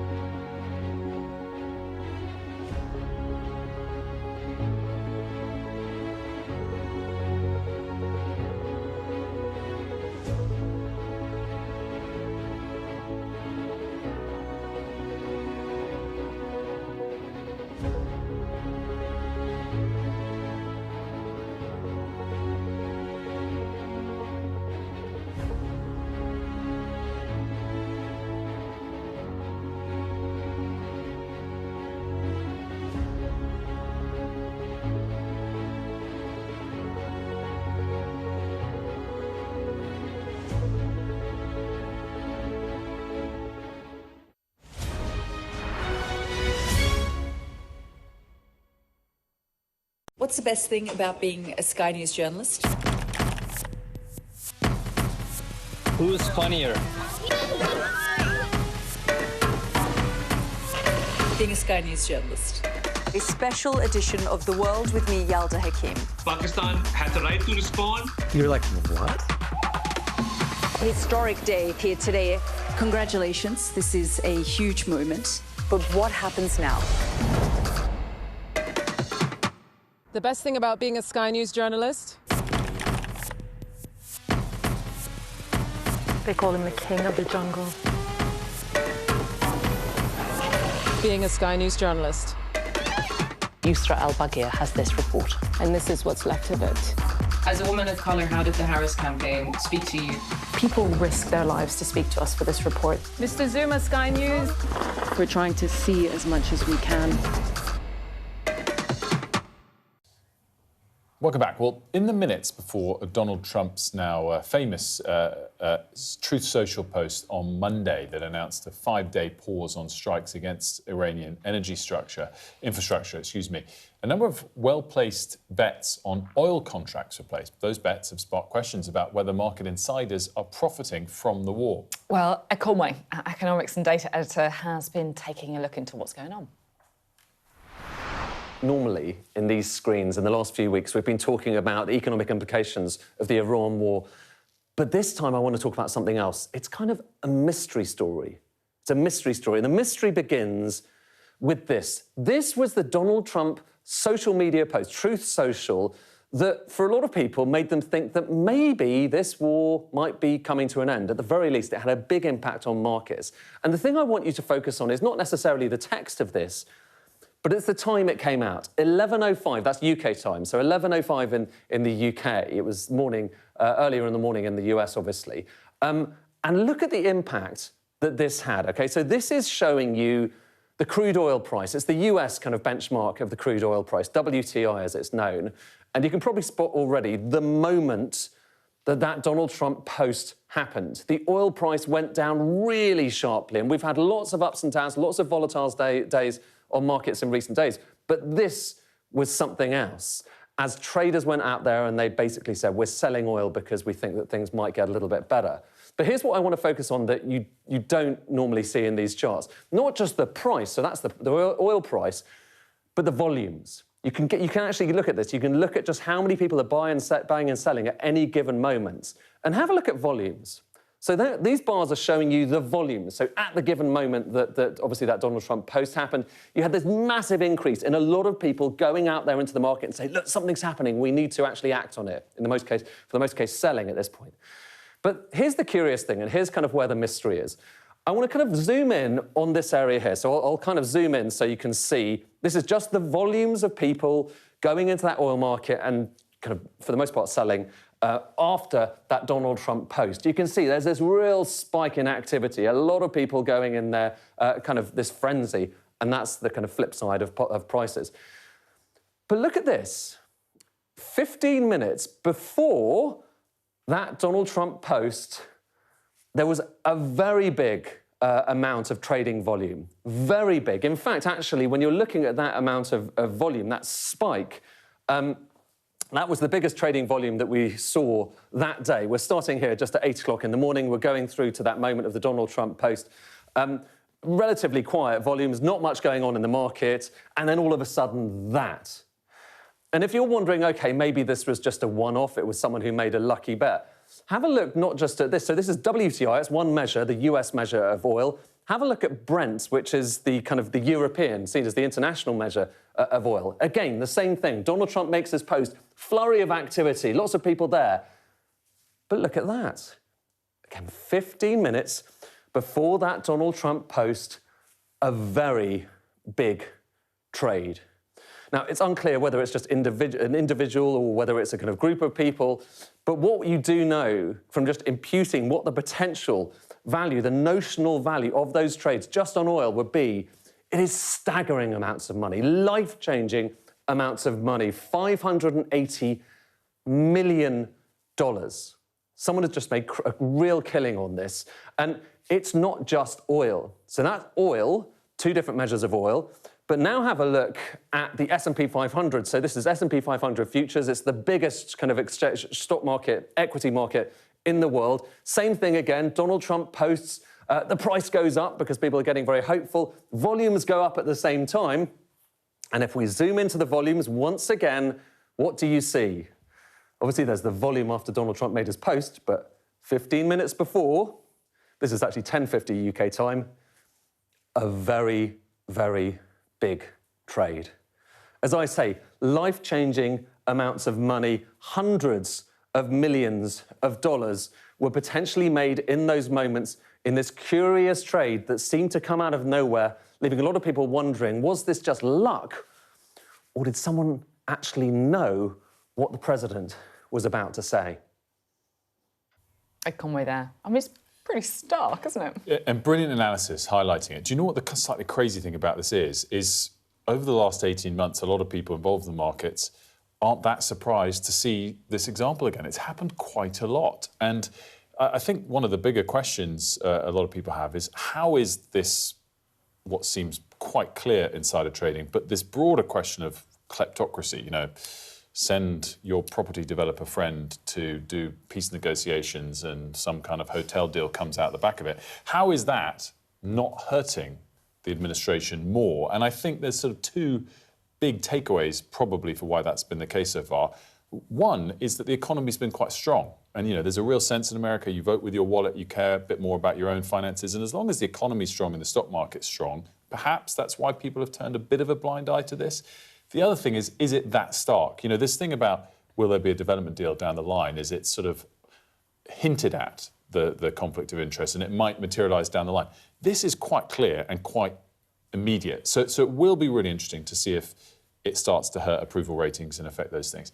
Will it lead to investigations and criminal prosecutions? Well, for that, you need an investigation. It has to be sparked by the DOJ or by the SEC, the Security and Exchange Commission. Well, who runs those two departments? People appointed by President Trump. There you go. We want to talk about the BBC next, because 4 months on from the BBC's Director General resigning, there's been loads of speculation on who could get that job, poison chalice, some might say, but it is now understood that they've chosen a successor. The former Google executive, the former head of Europe for Google, Matt Britton, is expected to take the job in the coming days. So let's discuss it with former Culture Minister Ed Vaizey. Lord Vaizey, very good morning to you, Lord Vaizey. Good morning. Do you think it's a good choice to go outside of traditional British broadcasting into big tech? Yeah, I think it's an interesting choice. And I think if I'd been chair of the BBC, I would have been comfortable appointing Matt Britton. Whether it's a good choice, time will tell. He's got a massive in-tray. The reason he's been appointed is because YouTube is now the biggest media company in the UK. It's probably the biggest media company globally. So how does the BBC adapt to this new digital landscape? So he's going to be fantastic about that. I think it's good to have an outsider, somebody who's not born and bred in the BBC and therefore sort of blind to its failings and can bring an outside perspective. He'll have a challenge with some of the other issues. News really needs rehabilitation. It's lost its reputation. The BBC is inherently political. It's going through charter review at the moment. It's had a string of controversies. Everyone has a say in the BBC because we pay the licence fee. So that's difficult. How political is he? And also the quality of homemade British content, if you like. The BBC is the sort of last person standing in terms of a homegrown media company that's not owned by outside companies. So it's a big in-tray. He's going to be good on tech. The other stuff is complex and difficult, would challenge anyone. I mean, you were one of the longest-serving culture ministers. Is it the longest-serving, maybe? Yeah, I hung on by my fingertips to get that record. I mean, it's a great record to have. Great gig. I forced David Cameron to write me a letter when I passed the record. Is that a joke? Or? No, it was framed in my loo. Is it actually true? Yeah, it's framed in my loo next to the letter from the chief whip taking the whip away. Your two greatest achievements there. Anyway, we digress. Which was a longer letter? The chief whips was very, very long and turgid about what a terrible person I was. It was all over Brexit, of course. Boy, have we disappeared. My point was that you're the perfect person to talk to about this and the kind of challenges affecting the BBC. Because the political landscape's changing as well, right? You know, Reform, obviously, doing very, very well. Very different, I think, approach to the BBC than Labour, I think it's fair to say. How important, how much of a tough gig is this job? It's a really tough gig. I mean, Tim Davie actually did, I think, a fantastic job, the previous Director General, but even he finally kind of ran out of steam. He didn't last to the end, to charter review, which is sort of due next summer, which would be the normal time you'd expect him to go. The whole Hugh Edwards thing, it was just the kind of final straw for Tim Davie. So it's going to be a very tough gig. So I think that is Matt Britton's big, big challenge. I mean, he's been around a long time. As you say, I was a minister a long time ago, but Matt was already a figure. And I remember vividly the kind of meetings I would have when I first started. Every media company would start within 10 seconds complaining about the BBC. And then it gradually morphed till everyone started complaining about Google. It was the rise of Google. So I think it is a smart move to get somebody from that world to come in. But Matt Britton's challenge, as you say, there's such a complicated landscape in politics. How do you deal with reform? He's got quite a friendly government in Labour. How do you deal with the Tories? So how do you deal with the press, frankly? The BBC is absolute meat and drink catnip to the tabloid press. Do you think it's sensible to always have a 10-year charter for the BBC? This has come up again in the last couple of days. I mean, it's clear it's not a short charter, but does it always having to justify itself create long-term problems? You know, it's a really interesting question because it never occurred to us when we were in government. We did the 2015 Charter Review, the 10-year Charter Review. In fact, John Whittingdale, who was then Secretary of State, baked in a 5-year review after that. Lisa Nandy is apparently coming out with this idea that it's a permanent charter. I think it's actually a really good idea. I think the less political interference you can get in the BBC, the less every 10 years, suddenly a group of ministers who don't know how to run a broadcaster suddenly put their 2 pennies worth in. I think it would be a great idea to give them a permanent charter, to make the board entirely independent and to allow the BBC as far as possible to run itself. You're talking about your dealings with Matt Britton. What's he like? He's a very nice bloke, actually. I think the good thing about Matt Britton, without wishing to sound too weird, is he's very British. What does that mean? Well, he was a Team GB rower. So he's got a great rowing background. Wilf will like the fact that he's very tall. There you go. So you can do a stand-up interview with Matt Britton. So he's worked for a big American tech company, but he's not some weirdo from California coming in who doesn't understand the BBC. I thought the British point was going to be because his name is Britain, but no. That he has changed his name. I'm kidding. But it is quite good that he is Mr. Britain running the BBC with a GB rowing medal. I don't know if he won a medal. We've gone off on another weird tangent, but I've enjoyed it. Yeah, it's been great. I've enjoyed it It's greatly. odd, isn't it, having me on? I feel like it's always a I weird want to know experience. what else is hanging in your loo now. Oh, I've got a What are the letters? Well, I've got a sort of ego wall, but it doesn't compare to people like Matt Hancock's, who had obviously cabinet photos because I was never put in the cabinet. But I've got a big.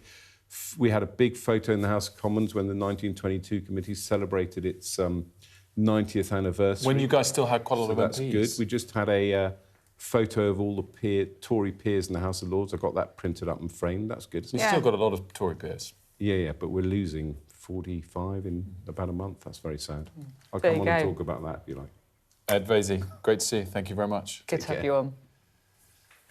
A little bit of breaking news to bring you now, and it's about the early days of the meningitis breakout that we saw in Kent. So it's about a delay in how long it took the NHS to respond to it, because it feels like it waited for 2 days. Dr Des Holden, the acting chief executive of East Kent Hospital University NHS Foundation Trust, said, "Our first patient presented on the evening of Wednesday, the 11th of March. We recognised there was an opportunity prior to a diagnosis being confirmed on Friday, the 13th of March, to notify the UKHSA." I mean, that feels, I'm just reading it for the first time there, but that feels a pretty significant admission there, that there was a 2-day delay in informing the UK Health Security Agency about that outbreak of meningitis.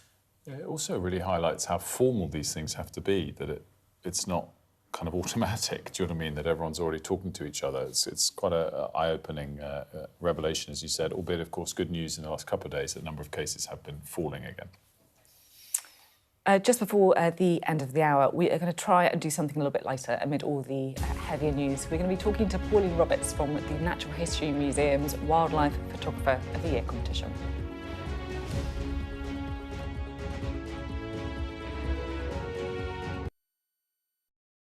Well, hello, and thank you for watching The Wrap. Every night of the week, we will be joined by the very best commentators to explain the how and the why. Just cannot stand. Stupid thing to do. He did know what he was doing. You can expect more analysis. This is going to get deeper. I think it's going to end up with Russia. Is war inevitable? What he's interested in is a deal. That doesn't rule out strikes. I disagree. And laughs along the way. Plus, a look at tomorrow's headlines. The Wrap. Everything wrapped up for you from 10. We've come to one of Moscow's Cold War bunkers. It was built as a top-secret command centre. Being here really feels like you're stepping back in time.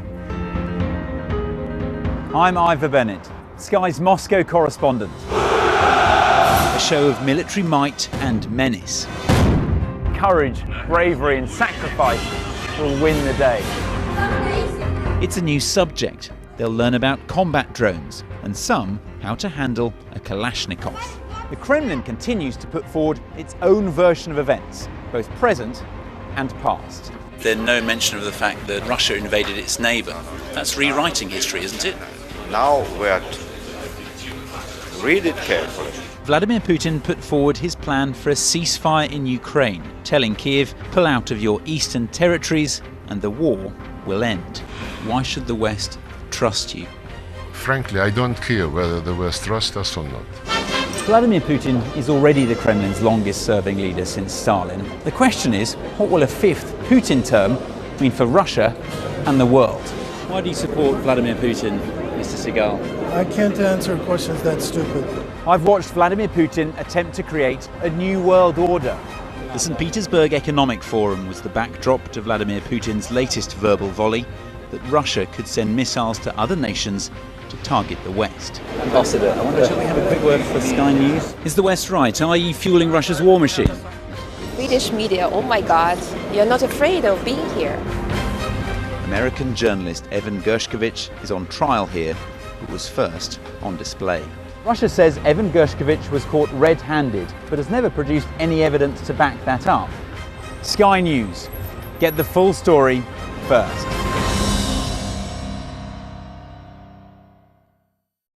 The best thing about being a Sky News journalist? I'm going to take you behind the scenes here for Election Night Live. They have gone up and up. Big Sky News journalist. Ed Conway. Sky News, is anyone going to talk to us? Mortgage rates did go up very sharply during your time in office. Here it is. First off, just the scale of what we're looking at. Our data shows it's been happening. Question is, why it hasn't been stopped. Welcome back. Donald Trump has claimed victory in the war with Iran, or at least short-term, trying to frame things this way. And he's been pointing to a 15-point plan that he's been negotiating.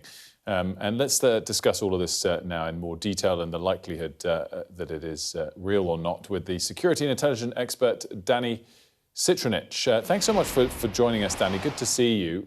Are you optimistic about these peace talks?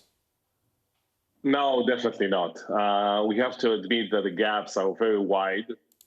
It's because of two main reasons. One is really President Trump thinks that he found a new Venezuela in Iran, thinking that they will capitalize. And of course, it's the opposite way around, because the Iranians really think that they have the upper hand right now. So in that regard, I don't think that there is, unfortunate, any way that the two sides can find some sort of alignment in their capabilities and to reach an agreement. This is one aspect.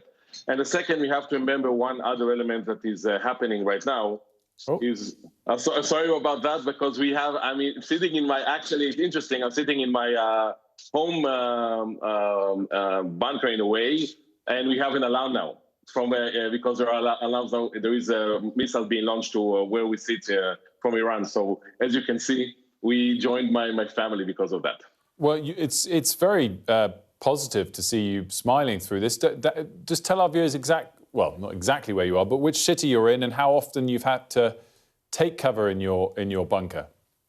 So just to conclude your important question, the thing is that the chances are very slim, and President Trump has two options right now. He can actually compromise and give something to the Iranians, and the Iranians demanding guarantees that there will be no future war, and they want compensation for everything that they lost during the war. Or he can decide to expand the war, meaning to attack the infrastructure in Iran, electricity and other things. That definitely it will escalate the war itself. This is one element. Or he can use boots on the ground, trying to take Hog Island or the Hormuz Straits. But that's, of course, will put the American soldiers in harm's way. And I'm not sure it will not eventually, Iran won't surrender, even if it will be successful. So he's I don't think that he has positive or options. He has bad and worse option. He has to choose between them.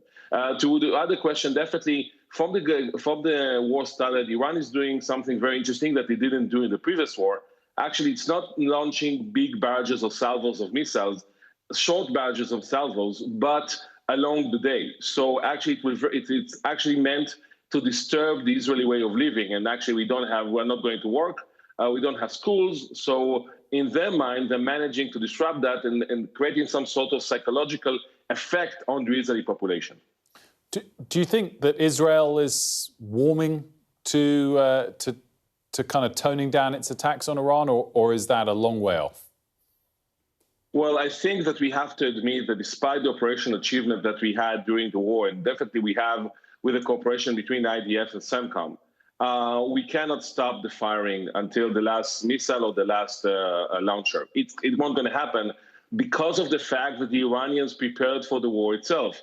They knew that the war is coming, so they stacked their arsenal, they built their missile arsenal even after the war in June, the Rising Line. This is one element. And the other thing that I think that they plan is that they are utilizing the asymmetric capabilities to the fullest by using the missiles and launch and drones, but also taking control of the economical bottleneck of the world, meaning the Hormuz Straits. So in their mind, I think that they have the upper hand. And from the Israeli point of view, despite the fact that we have achievements, I don't think we have the capacity to stop those missiles until the end of the war. In terms of the scale of effective destruction of Iranians' military capabilities, how would you assess that right now? Well, definitely the combination between the U.S. and Israel has its advantages, because the U.S. has the ability to use the bombers to significantly hit the Iranians' industrial capabilities. We have to remember that the Iranians build everything under the ground, and they have vast experience in that. So in terms of, for example, preventing them from manufacturing missiles, you have to hit hard, not only at the known site, but also underground sites. And that because of that, you need the Americans with their abilities, with the B2s and the B1s. So I think that we have more positive results from the war in June. The problem is, of course, that all those operational achievements are not accumulating in a strategic effect, meaning that if the war meant to disrupt the capabilities to build the missiles, definitely we have the upper hand. But this war started with the notion that actually we can topple this regime. And this is not going to happen, probably not in this war. So definitely we have tactical operational achievements, but strategically, I don't think that we have the upper hand. Danny, thanks so much for joining us. We appreciate it. Thank you. Now, we are talking wildlife photography next, and the winner of this year's Wildlife Photographer of the Year has just been announced, and here is the winning picture. It was taken by the Austrian Joseph Stefan. He took the photo of this Iberian lynx playfully throwing a rodent into the air before killing and devouring it. He was praised for capturing the powerful tale of the lynx's reintroduction into Europe. I love that. Playfully having the rodent and then eating it. Did you know that the lynx was recently reintroduced to Europe? I didn't actually know that. No, I didn't know that. either. Great bit of detail. Well, joining us now is Pauline Robert, who's in charge Not for the rodents. of... No, not great news for rodents, no. In charge of the Wildlife Photographer of the Year competition. Me and Wilf love these pictures, I have to say. They're absolutely glorious. What do you make of the winning picture?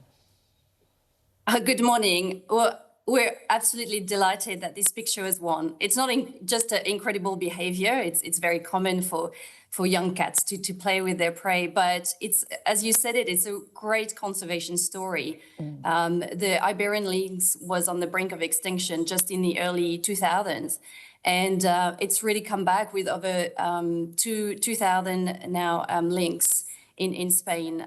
So it's a wonderful story. So I'm so pleased that Joseph Stefan's image won, and that it resonated with so many people. I understand it got some 80,000+ votes. It didn't get your vote, though, is that right? Which was your favourite? Well, I do love them all. It would be unfair, but I do have a favourite. I think it's just the weird and the wonderful of nature. So I did really like the photograph by Japanese photographer Kohei Nigara, and that's the photograph of a deer. And you might be wondering, what is going on in this picture? And what's happened is that they fought. So basically, the deer is carrying the head of a rival. They fought, their antlers got interlocked, and he then carried the carcass for days until the head eventually come off. A bit gruesome, but it's amazing. What a picture. But wow, you must have carried it for ages and ages for the flesh. Apparently for days until eventually the head detached. I just want to bring my favourite one. So this is the monkeys. I love this one. This is Nyan Kanaloka's picture of these two monkeys. So the great thing about this, which I love, is the photographer was actually hoping to photograph tigers in a forest. But instead, these guys got involved. They're not having any of it. So you can see them gate-crashing the picture. And instead, apparently, he spent most of his time fixing the gear that had been taken apart by these monkeys who'd been watching what was going on. Well, that's what happens in wildlife photography. Sometimes your gear gets destroyed or tampered with by the animals. And those two monkeys obviously did that. We're quite cheeky and wanted to have a look at what was going on with that camera. I picked out some giraffes. This is what jumped out to me.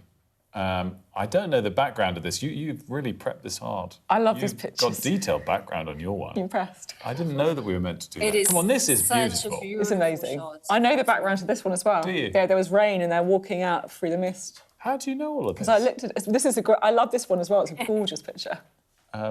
And this is what I love about the Nuveen People's Choice Awards.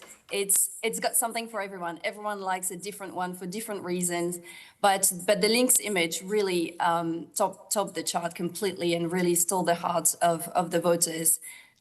Oh, that one is lovely as well. That one is lovely too. The lynx got 83,000 votes. What was that, like unprecedented lead, and number of votes? Absolutely. So actually over 85,000 people voted for the People's Choice Award. And of that, over 11,000 voted for the links. Oh. So it's a huge amount out of the 24 images that were presented. This is also a beautiful picture of flamingos. It's in a birds reserve in Namibia. And over the sunset, the colors are just stunning. But you can see that human construction is everywhere, even in the bird reserve. Pauline, thank you so much for joining us. We've really enjoyed it. Thank you so much. I really enjoyed that segment. I have to hold my hands. I was a bit off the facts a little bit. It's 85,000 votes in total. Yeah, not just for the links. Yeah, I did not know the background of my photo either, which I feel bad about. But those poor giraffes. I'm going to be grumpy with I thought you. it was just a nice segment to look at photos. I didn't know how much reading we were meant to do. To be honest, it was a great picture. It's a wonderful picture. Thank you. It's a good choice. picture. Yeah, very artistic. Well. Didn't know there was lots of stuff to prep around. We'll have more details of the day's top stories after this short break.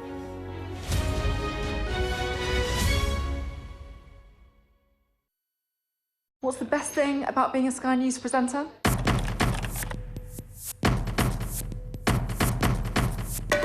We've done the work and the reading, so you don't have to. Being a Sky News presenter. Hello and welcome. Westminster, the heart of British politics.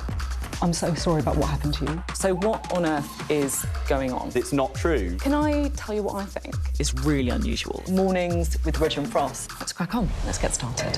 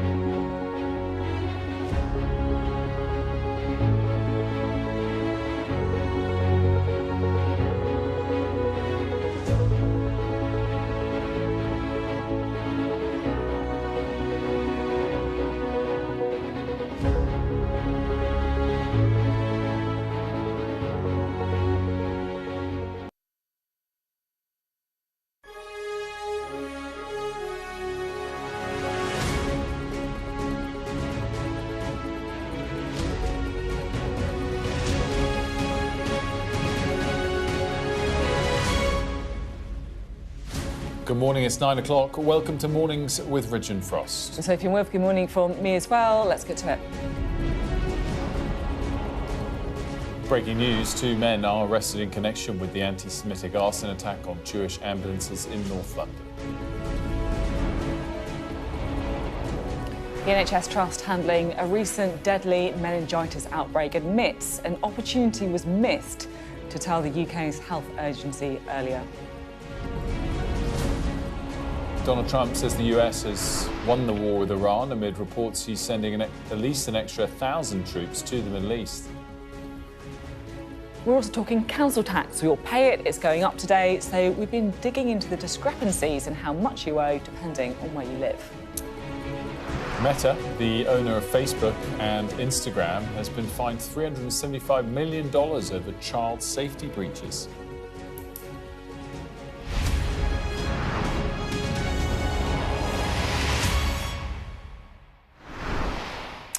Good morning. Two men have been arrested in connection with an arson attack on a Jewish ambulance service in North London. If you remember, 4 vehicles were set on fire in Golders Green in the early hours of Monday morning. A 47-year-old man was detained in northwest London this morning, while police also brought a 45-year-old suspect from central London in for questioning. Well, let's talk now to Sadia. Sadia, what more do we know about this? This will be very welcome news for a community that is still very frightened and nervous about what happened on Sunday and no doubt eager for updates. So what we know is that 2 men have been arrested, a man aged 47 who was arrested at an address in northwest London and a second man who is aged 45 who was arrested at an address in central London. Both of those addresses are being searched by officers right now.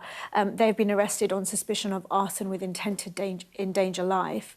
And police say this is linked to that attack on Sunday night in the early hours of Monday morning, I should say, when 4 ambulances were torched. These 4 vehicles belonging to the Jewish charity Salah, which run a volunteer ambulance service for Jewish but also non-Jewish patients. Here's what Commander Helen Flanagan says. She is the head of counter-terrorism policing in London, which is leading the investigation. She said that they've been working around the clock. She said that this is an important breakthrough in the investigation, but says that we're also mindful that CCTV footage of the incident suggests there were at least 3 people involved. So no doubt lots more effort being done there to find this third person, but also the Detective Chief Superintendent Luke Williams, who leads policing in North West London, said that, you know, in order to better protect the community, their specialist officers and capabilities being deployed. He also talked about highly visible armed police patrols. So that's 2 men who have been arrested, aged 47 and aged 45, in northwest London and in central London, respectively. And those 2 addresses are being searched. Sadia, great stuff. Thanks so much. Now, we've got a bit of an outbreak to bring you as well, lots of breaking news in the last kind of 10 minutes or so, because the NHS Trust that recently handled this outbreak of meningitis in Kent has admitted that they missed an opportunity to tell the UK's health agency about the outbreak 2 days earlier. The Trust's acting chief executive said, "Our first patient presented on the evening of Wednesday, the 11th of March. We recognised there was an opportunity prior to diagnosis being confirmed on the 13th of March to notify UK HSA. We now cannot go into details of individual patients' care, but the Trust has been in close contact with UK HSA since Friday 13th of March to discuss the management of patients presenting with suspected meningitis." So that means there was a 2-day delay to tracing close contacts of the patients, and ahead of the weekend, potentially stemming a wider outbreak as well. 23 people confirmed to have caught the illness, which was, of course, centred around that nightclub in Canterbury. What I'm not totally clear with there is if they're saying they could have notified them of potential meningitis. It sounds like they still notified UK HSA as soon as it was confirmed as meningitis. And given that some of the symptoms are similar, which is one of the problems we're talking about, to other diseases, maybe on further investigation it'll be, you know, decided that it was a reasonable approach. I don't quite know those details yet. Mm-hmm. Now to the war in Iran, and it's been another night of verbal back and forth between the US and Iran, with Donald Trump claiming victory after allegedly receiving a promise from Tehran to never have nuclear weapons. Tehran, though, says the US is negotiating with itself. And look, we should always look at what leaders are doing rather than just what they're saying. And Donald Trump is understood to have approved sending more troops to the Middle East. I'm just going to hop up and take you through some of the details because there's a couple of bits to bring you. The first is those extra 1,000, more than 1,000 troops that Donald Trump is sending, the 82nd Airborne Division. So these guys are the elite paratroopers that can deploy anywhere in the world within just 18 hours. And it's in addition to the sailors, the Marines that Donald Trump's already sent from California and Japan. 15-point plan the US has sent to end the war in Iran, which includes things like limits on nuclear programs. In the last couple of hours, Pakistani officials have confirmed that they passed Iran the plan. So Trump sends it to Pakistan, the intermediaries. They've now passed it to Iran, who've received it.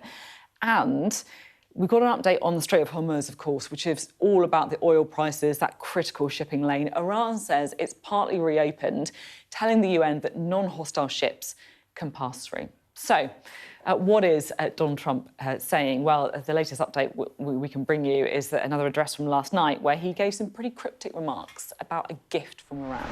They did something yesterday that was amazing, actually. They gave us a present, and the present arrived today.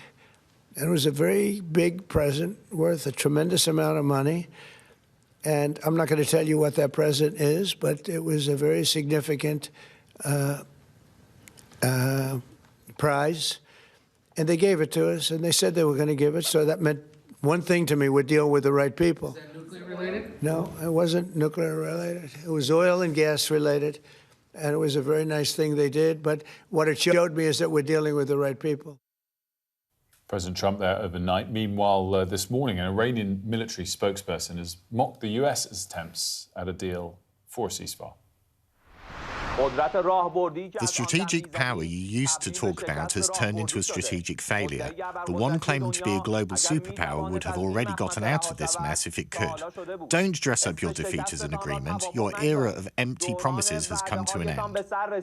Our first and last word has been the same from day one, and it will stay that way. Someone like us will never come to terms with someone like you. Not now, not ever. We've also heard from an Iranian representative in the last hour speaking at the UN in Switzerland. They said the ongoing conflict has pushed the region deeper into turmoil. For more than 78 years, our region has been paying the price for the birth and costly survival of an entity that with each passing moment erodes global security and casts our region deeper into turmoil.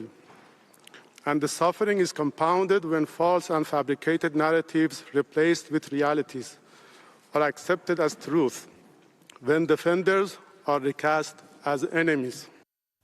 So is there slightly better news in terms of the prospects of this war ending or not? Let's see what the markets are saying about that. And over the course of this week, and including specifically today, the markets are saying, yeah, we're a little bit more hopeful that things might not at least escalate further. Whether they'll end or not remains to be seen. Down 5.5% today, the price of oil, obviously below $100 again for Brent. A reminder, it started the week at $114. It pulled back sharply to $100 during the course of Monday. It then bounced a bit yesterday and is back down again. So that's the course of this week. There's the pullback this week that you've seen in perspective. But clearly, since the start of this war, we're still up significantly. We're up about 45% since the start of the war. But if you go back till the start of the year, we're actually up about 65%. So, yeah, a nice easing of tensions in terms of oil prices, depicting that since the start of this week, the peak on Monday morning, but significantly higher still, nonetheless, since the start of the war. Now, the shape of the chart, when we look at UK borrowing costs, is kind of similar, but this week's pullback is much smaller. So, yeah, you've seen a bit of a pullback, and actually we're about 4.3% this morning now, in fact, so a little bit further down. But it's not much. Again, think about it. We started at 3.5% for the UK's one-year borrowing cost at the start of the war. We spiked to about 4.6% early on Monday morning. We're only down to about 4.3% since Monday. So the big takeaway still for the UK is our borrowing costs are much higher than they were when this war started. They're not quite as high as they were on Monday, but they're not enjoying as much reprieve as oil prices have done in the last couple of days. And, of course, oil prices themselves still up a lot since the start of the war. Yeah, and there's other lines and graphs that people have been looking at as well, right, in terms of what Ed Conway is looking at too, because in the minutes before Donald Trump announced this kind of 5-day pause, Ed Conway's been investigating what happened to the betting markets. Normally, in these screens, in the last few weeks, we've been talking about the economic implications of the Iran war. But this time I want to talk about something else. It's kind of a mystery story. It's a mystery story. And the mystery begins with this. This was the Donald Trump social media post, Truth Social, that for a lot of people made them think that maybe this war might be coming to an end. At the very least, it had a big impact on markets. And the thing I want you to focus on is not necessarily the text of this, but it's the time it came out. 11:05, that's UK time, so 11:05 in the UK. It was morning, earlier in the morning in the US, obviously. And look at the impact that this had, OK? So this is showing you the crude oil price. It's the US kind of benchmark of the crude oil price, WTI as it's known. And you can probably spot already the moment that Donald Trump post happened. The oil price went down really sharply, and we've had lots of ups and downs, lots of volatile days on markets in recent days. But this was something else. As traders went out there and they basically said, we're selling oil because we think that things might get a little bit better. But here's what I want to focus on that you don't normally see in these charts. Not just the price, so that's the oil price, but the volumes. You can actually look at this. You can look at just how many people are buying and selling at any given moment. And have a look at volumes. So these bars are showing you the volumes. So at the given moment that obviously that Donald Trump post happened, you had this massive increase in a lot of people going out there into the market and say, look, something's happening. We need to actually act on it. For the most case, selling at this point. But here's the curious thing, and here's kind of where the mystery is. I want to kind of zoom in on this area here. So I'll kind of zoom in so you can see this is just the volumes of people going into that oil market and kind of, for the most part, selling after that Donald Trump post. You can see there's this real spike in activity, a lot of people going in there, kind of this frenzy, and that's the kind of flip side of prices. But look at this. 15 minutes before that Donald Trump post, there was a very big amount of trading volume. Very big. In fact, actually, when you're looking at that amount of volume, that spike, that was the biggest trading volume that we saw that day. We're starting here just at 8 o'clock in the morning. We're going through to that moment of the Donald Trump post. Relatively quiet volumes, not much going on in the market, and then all of a sudden that. And if you're wondering, OK, maybe this was just a one-off, it was someone who made a lucky bet, have a look not just at this. So this is WTI, it's one measure, the US measure of oil. Have a look at Brent, which is the kind of the European, seen as the international measure of oil. Again, the same thing. Donald Trump makes his post, flurry of activity, lots of people there. But look at that. Again, 15 minutes before that Donald Trump post, a very big trade. Now, it's unclear whether it's just an individual or whether it's a kind of group of people, but what you do know from just imputing what the potential value, the notional value of those trades just on oil would be, it is staggering amounts of money, life-changing amounts of money, $580 million. Someone has just made a real killing on this. And it's not just oil. So that's oil, two different measures of oil. But now have a look at the S&P 500. So this is S&P 500 futures. It's the biggest kind of exchange, stock market, equity market in the world. Same thing again. Donald Trump posts. The price goes up because people are getting very hopeful. Volumes go up at the same time. And if we zoom into the volumes, once again, what do you see? Obviously, there's the volume after Donald Trump made his post, but 15 minutes before, this is actually 10:50 UK time, a very, very big trade. As I say, life-changing amounts of money, hundreds of millions of dollars were potentially made in those moments in this curious trade that seemed to come out of nowhere, leaving a lot of people wondering, was this just luck? Or did someone actually know what the president was about to say? Pretty stark, I think, those graphs from Ed Conway. And we are going to continue our coverage of the war throughout the morning as well. We're going to be talking to the former head of the Foreign Office, Lord McDonald, later on in the programme. Almost sounds like we're suggesting he made the trade. We're not. They're unrelated. We're going to talk to him about the war and lots to discuss with the former head of the Foreign Office to come. We're also going to be talking about Meta. That's the owner of Facebook, of Instagram and WhatsApp, and they've been slapped with a big fine, $375 million in the US, following a trial, by the way, where Mark Zuckerberg testified. We'll be discussing that.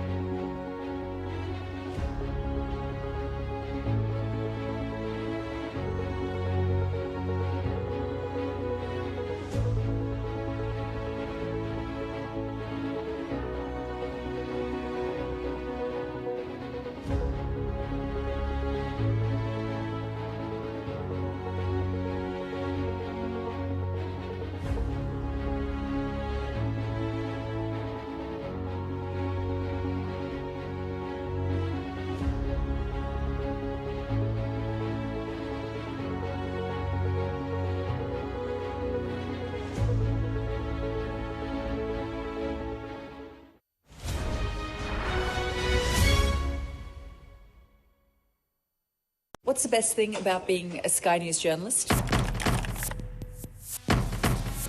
Who's funnier? Being a Sky News journalist. A special edition of The World with me, Yalda Hakim. Pakistan has the right to respond. You're like, what?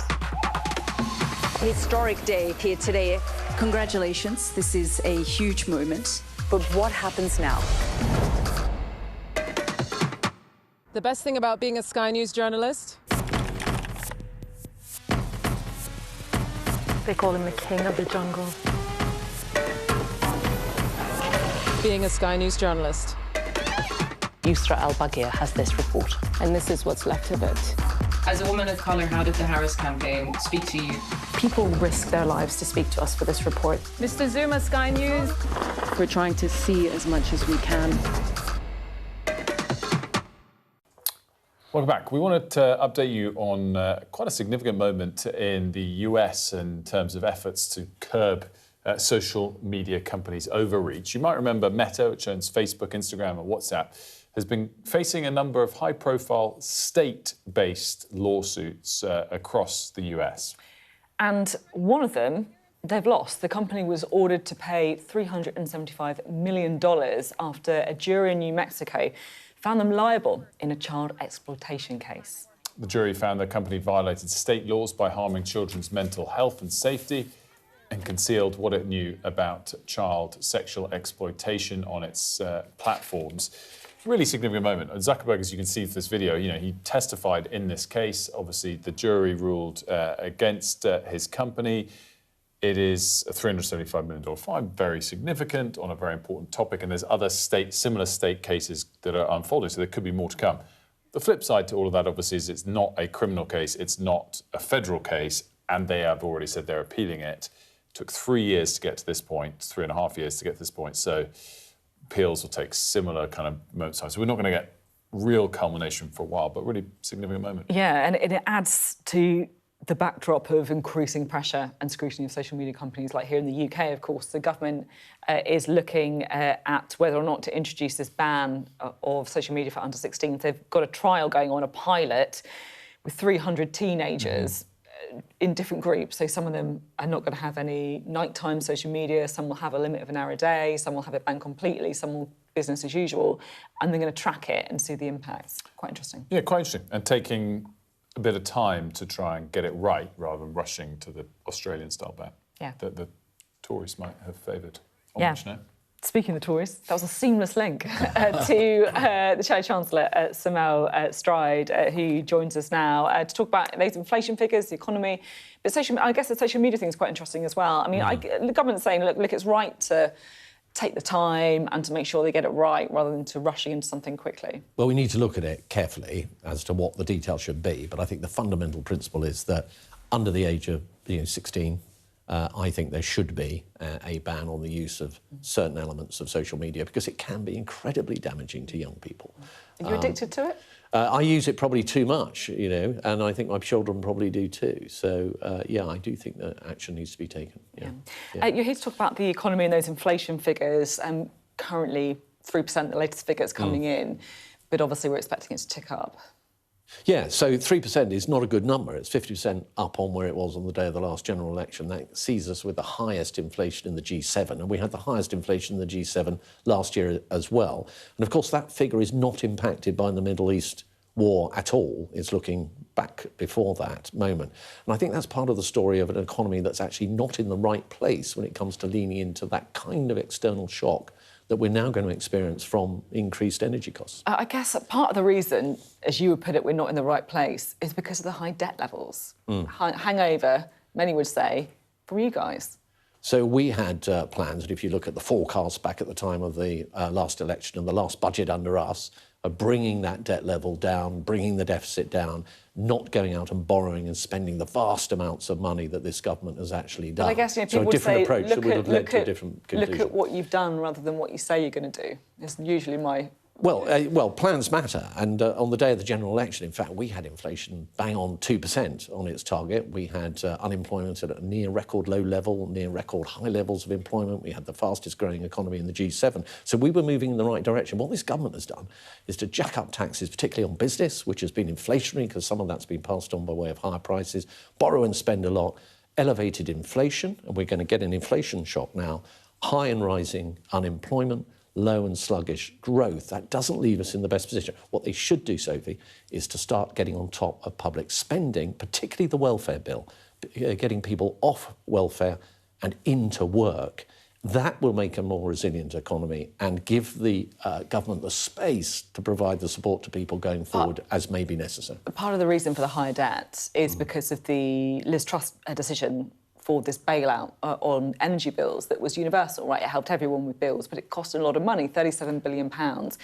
The government is now looking at, if they do need to step in to help people with energy bills as a response to Iran, a more targeted approach on the poorest families. Is that correct, do you think? So the first thing they should do is to adopt our cheap power plan, which means you scrap the carbon taxes and the green subsidies on people's bills. You can reduce them by 20%. It's worth about £160 per family. You could do that overnight.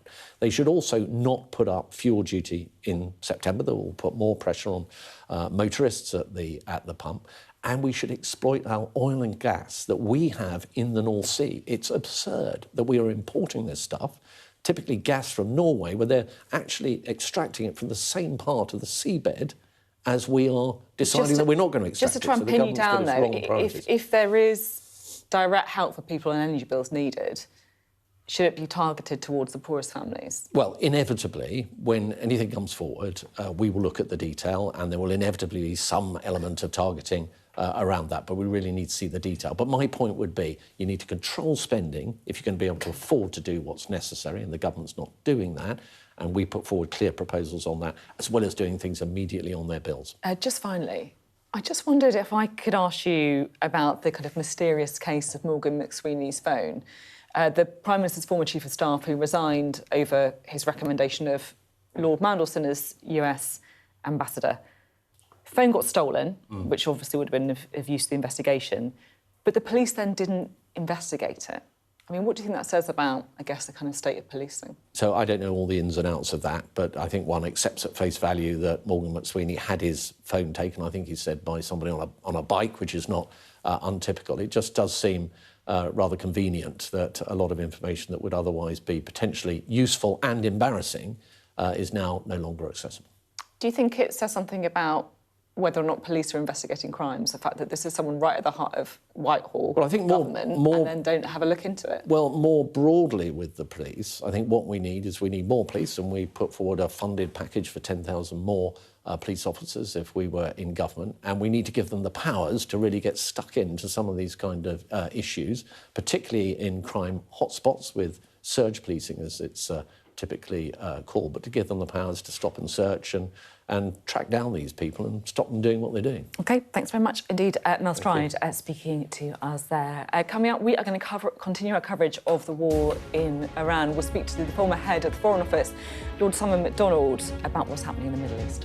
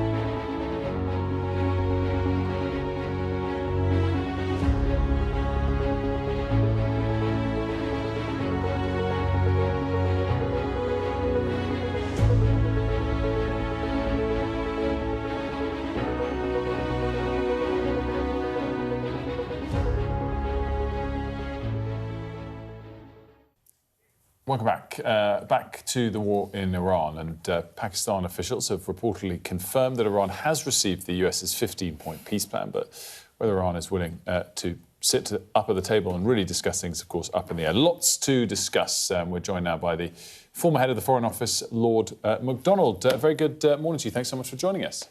Glad to be here. First question, just winding the clock back, because I've seen some of your views on this. I think it's quite striking.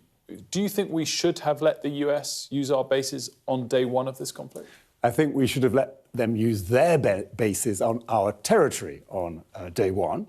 I don't think we should have joined in. We weren't part of the planning. To be told at the 11th hour there's a huge military operation, please join in, is not an acceptable way of doing business, but these were US assets on UK territory.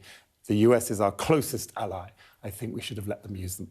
But I think what's interesting in that is there's a clear nuance in your thinking that I don't think has been part of the debate, which is to say, we can say we are not part of this, but you may use your own base, whether it's in the middle of the Indian Ocean or whether it's in the UK itself, and that could have been differentiated more clearly. Yes. Mrs. Thatcher did this in the 1980s when there was the raid on Tripoli.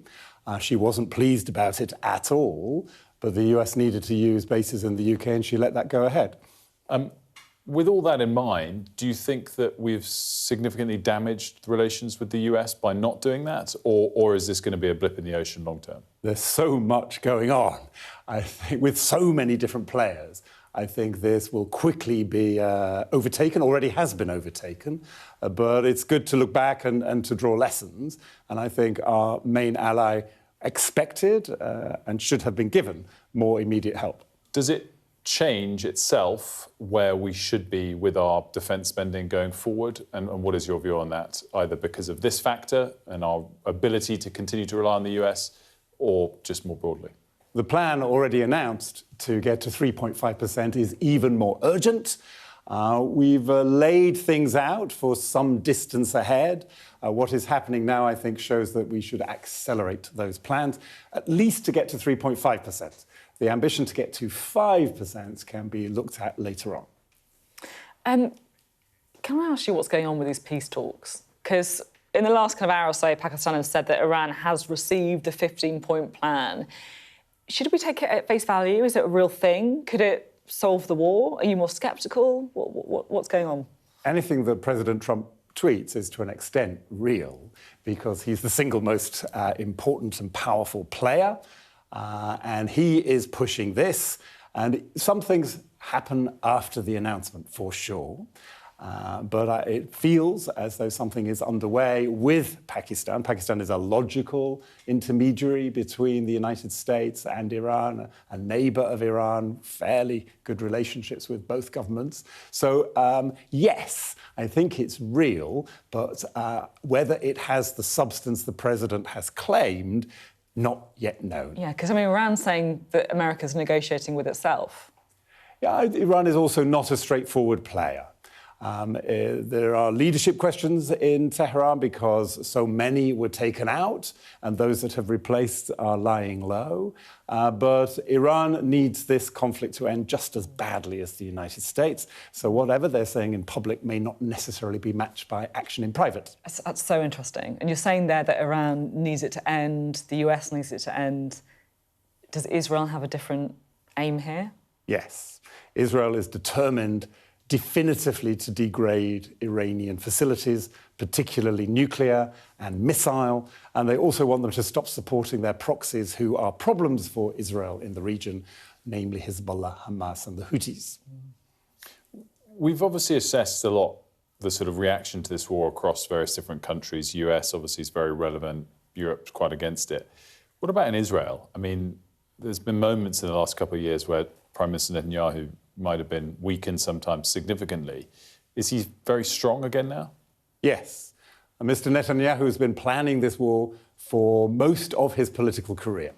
I was British ambassador there 20 years ago. He was Minister of Finance. We didn't have a lot to do with each other, but in our conversations, Iran was his main obsession. He thinks of himself as Israel's Winston Churchill. He remembers in the 30s, Churchill obsessed about Nazi Germany, and nobody seemed to listen. Within Israel, within the West, he, Netanyahu, has seen the danger, he thinks, of Iran longer and clearer than anybody else, and now he is doing something about it. Can I just quickly ask you about the oil prices as well? Because whatever happens with Iran, should we get used to higher oil prices, given what's happened with the Strait of Hormuz? It feels that way, yes. It also feels as though this is an impetus to diversify. I mean, countries like Finland are less exposed because they generate very much more of their power themselves. Just as we wrap up, Lord McDonald, I just wondered what your take was on the new cabinet secretary. Are you disappointed that Antonio Romeo got the job? I made my views plain when Sir Christopher's resignation a retirement was announced. It is an old feature of our systems that officials advise and ministers decide. I advised, the Prime Minister took his decision. Do you regret making a public sort of injection into the process? I had time to reflect on that. It was the only way I could connect with the system. I felt I had something important to say. By saying it in public, the system did then get in touch. I was able to have my say. The Prime Minister clearly thought other factors were more important than my advice. My final thought on this is a sort of process one. I think in part of the interview you gave to Channel 4, you talked about the importance of due diligence and going through the motions. Because on one level, it looks like you make that approach and you think it should go through the motions until it doesn't yield the decision you want, so you break cover and go public about it. Is that a fair reflection? That is a fair criticism, but it seemed to me things were going so quickly that the initial reports were that the resignation and appointment would be announced in the same statement, that it felt important to me that there should be due diligence. Things were going so at breakneck speed, there couldn't have been due diligence. So I was given the chance to feed into that process. I said what I had to say in private, and the Prime Minister made up his mind. Lord McDonald, thanks for joining us. Good to see you. Let's have a look now, shall we, at the weather. I hope we haven't forgotten anything. Travel insurance, I tick that box. Yeah, but remember what you forgot last year. All Clear Travel Insurance sponsors Sky News Weather. So the next few days are going to be more unsettled and noticeably colder than recently as well. It's chilly and windy out there now. There's widespread showers too. Some will be heavy and wintry. The rest of the morning will bring a mix of sunshine and blustery showers with some hail, thunder, sleet and even snow possible as well. Although any settling snow will be confined to northern hills, mainly in Scotland, the southwest of Britain can expect the fewest showers. Temperatures will be below average. The raw wind will make it feel even colder, freezing for some. All Clear Travel Insurance proudly sponsors Sky News Weather. We're going to take a quick break. When we come back, we'll be talking to the Archbishop of York. Very much looking forward to that one, to Stephen Cottrell. Don't go now.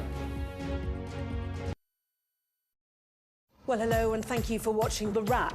Every night of the week, we will be joined by the very best commentators to explain the how and the why. This cannot stand. Stupid thing to do. He did know what he was doing. You can expect more analysis. This is going to get deeper. I think it's going to end up with Russia. Is war inevitable? What he's interested in is a deal. That doesn't rule out strikes. I disagree. And laughs along the way. Plus, a look at tomorrow's headlines. The Wrap. Everything wrapped up for you from 10. We've come to one of Moscow's Cold War bunkers. It was built as a top-secret command centre. Being here really feels like you're stepping back in time. I'm Ivor Bennett, Sky's Moscow correspondent. A show of military might and menace. Courage, bravery and sacrifice will win the day. It's a new subject. They'll learn about combat drones and some how to handle a Kalashnikov. The Kremlin continues to put forward its own version of events, both present and past. There's no mention of the fact that Russia invaded its neighbour. That's rewriting history, isn't it? Now we are to read it carefully. Vladimir Putin put forward his plan for a ceasefire in Ukraine, telling Kiev, pull out of your eastern territories and the war will end. Why should the West trust you? Frankly, I don't care whether the West trusts us or not. Vladimir Putin is already the Kremlin's longest-serving leader since Stalin. The question is, what will a fifth Putin term mean for Russia and the world? Why do you support Vladimir Putin, Mr. Segal? I can't answer questions that stupid. I've watched Vladimir Putin attempt to create a new world order. The St. Petersburg Economic Forum was the backdrop to Vladimir Putin's latest verbal volley that Russia could send missiles to other nations to target the West. Ambassador, I wonder, shall we have a quick word for Sky News? Is the West right? Are you fueling Russia's war machine? Swedish media, oh my God, you're not afraid of being here. American journalist Evan Gershkovich is on trial here, but was first on display. Russia says Evan Gershkovich was caught red-handed, but has never produced any evidence to back that up. Sky News. Get the full story first. What's the best thing about being a Sky News presenter?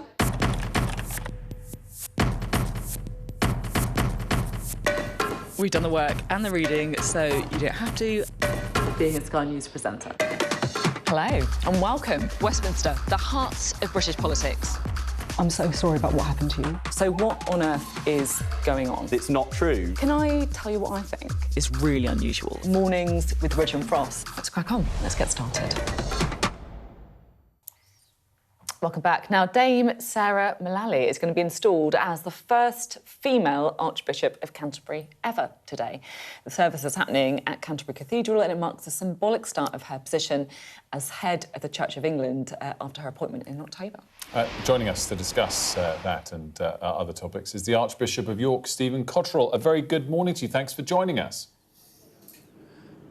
A very good morning to you. It's lovely to be with you on such a happy day. Yeah, it feels... Look, we throw the word historic around quite a lot, but it feels genuinely pretty historic. The first ever female Archbishop of Canterbury. How big a moment is this? Yeah, it's a happy day, but yes, you're right. This is a great historic day. I've been ordained in the Church of England for over 40 years, and when I was ordained 40 years ago, we didn't have female deacons, let alone priests, let alone bishops, let alone archbishops.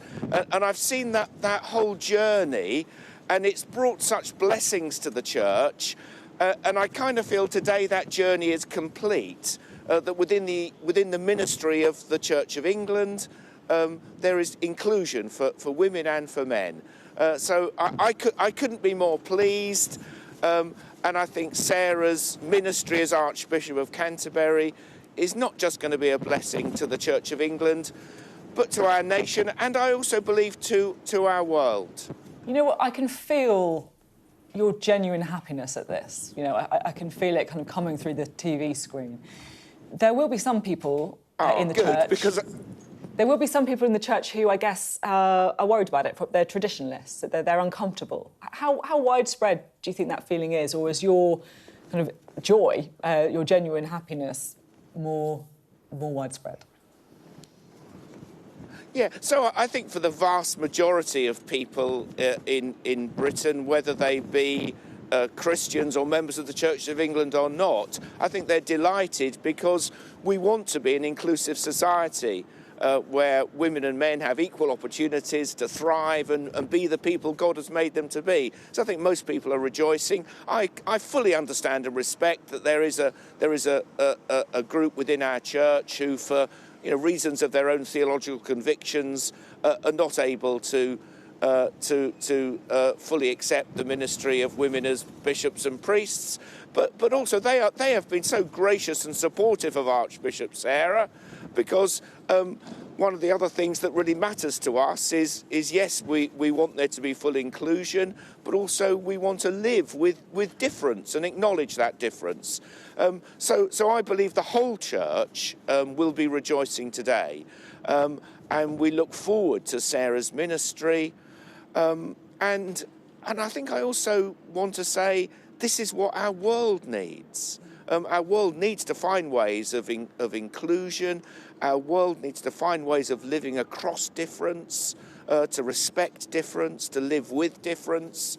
And of course, you won't be surprised to hear me say, I think at the moment our world needs, the goodness, the gentleness, the forgiveness, the mercy that God gives us in Jesus Christ. And I think that's what we'll see in the service this afternoon. Sarah is somebody I know well, I work with, I look forward to working with her ever more closely. But she doesn't want today to be about her. She wants today to be about the God she serves in Jesus Christ. And if you look at, in the service this afternoon, the first thing she says, her very first words are, I come seeking the grace of God. And that's something we all need. Archbishop, you kind of led us on to our next topic a little bit ourselves. I don't know if you were alluding to this intentionally, but obviously following the anti-Semitic attacks outside a synagogue in Golders Green on Monday, I did want to ask you if you thought whether because of that particular moment or others more broadly, does the UK have an anti-Semitism problem? Well, I think our world has a problem of prejudice and intolerance, and sadly, yes, we do see that in Britain, in what I think has been very clearly a rise in anti-Semitism, but I see it in other ways as well, with Islamophobia, with homophobia. This is deeply troubling for all people of goodwill and people of all faiths. So yes, that was in my mind, and my heart and the prayers of the Church of England and the Christian Church go to the Jewish community after these appalling attacks.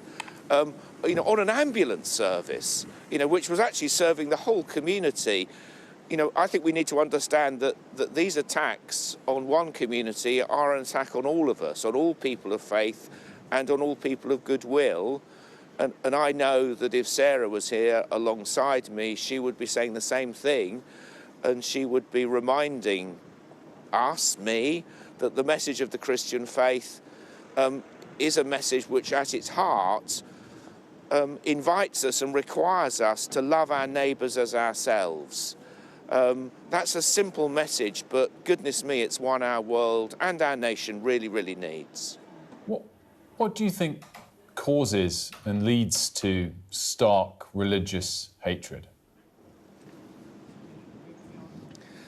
Well, sadly in our world there are all different kinds of hatreds, and often religion becomes a banner for that hatred, if not the cause of that hatred, because people of faith, of all faiths, we share together a belief in the dignity of every human person, and we wish to honour God in every human person.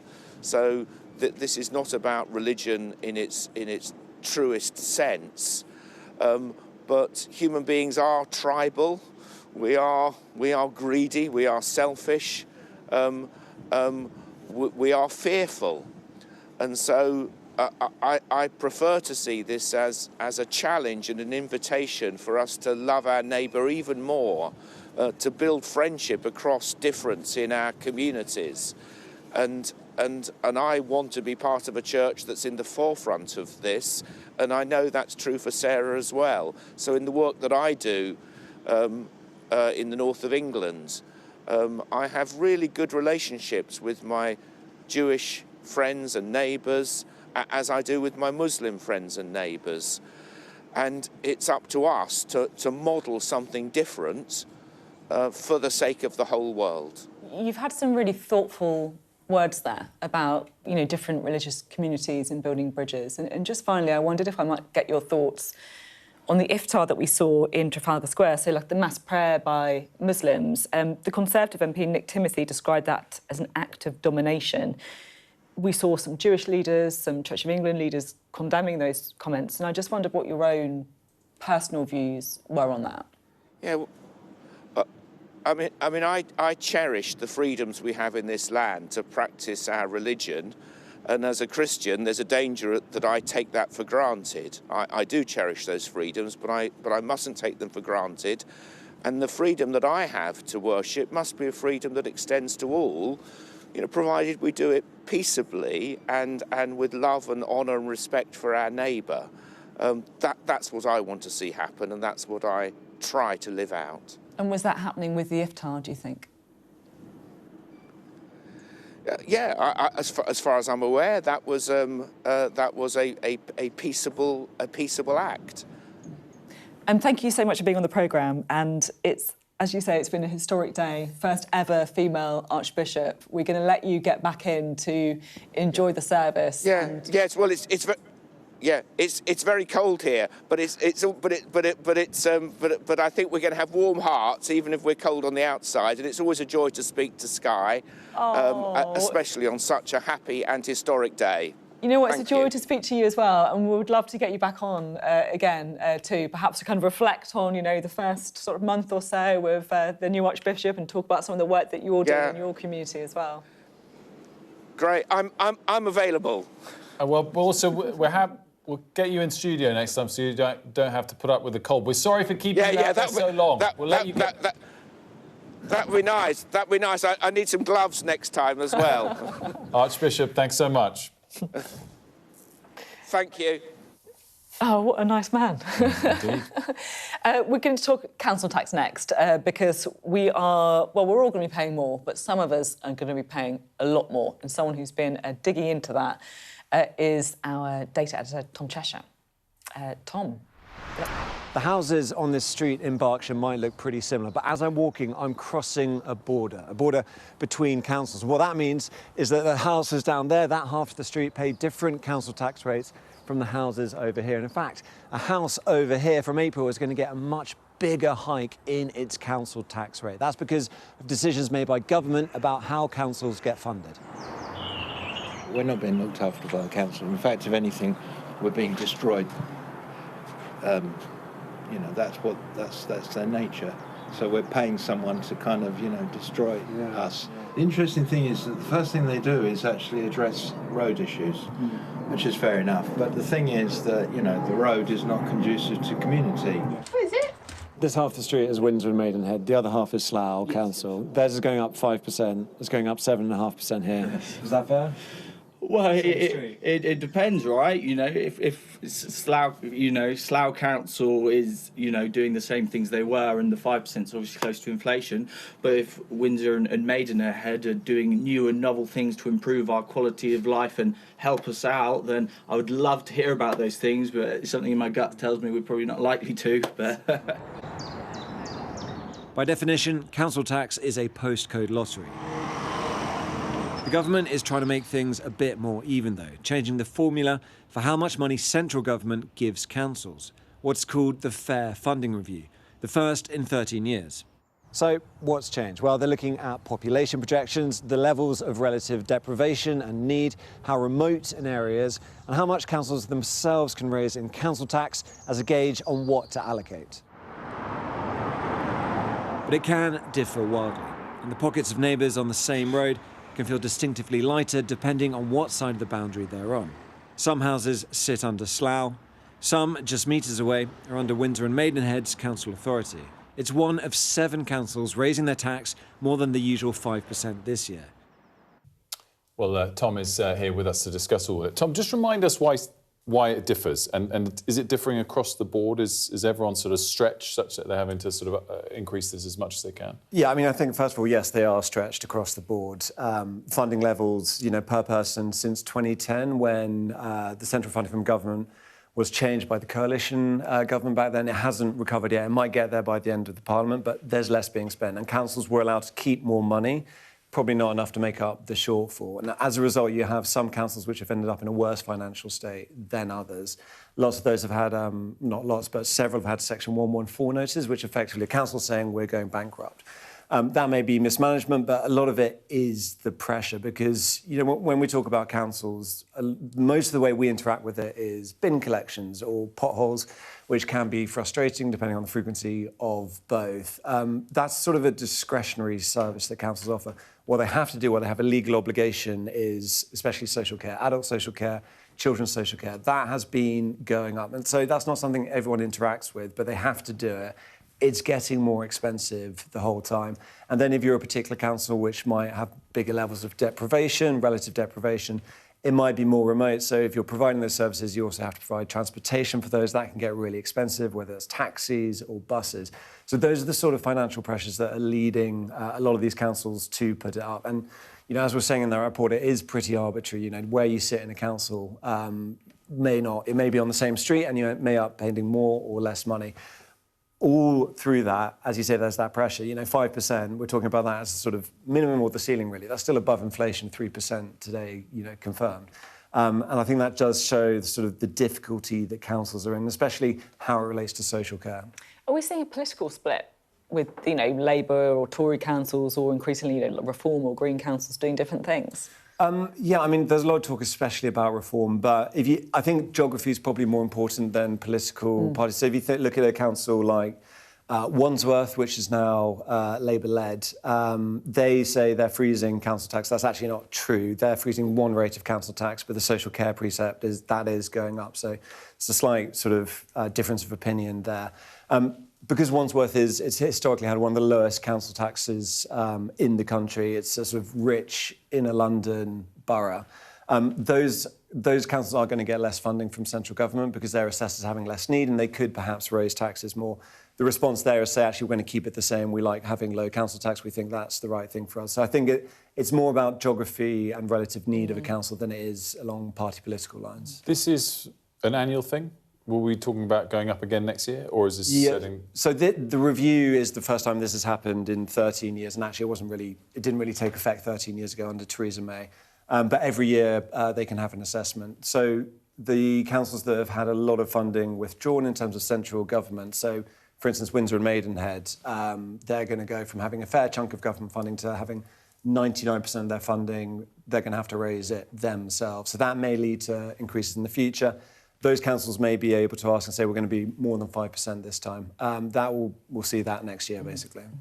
Tom, thanks very much indeed. I mean, look, it's another cost of living pressure, right? At a time when cost of living pressures are happening all over the place, given the war in Iran, rising inflation we're expecting to see later in the year, and oil prices as well, of course.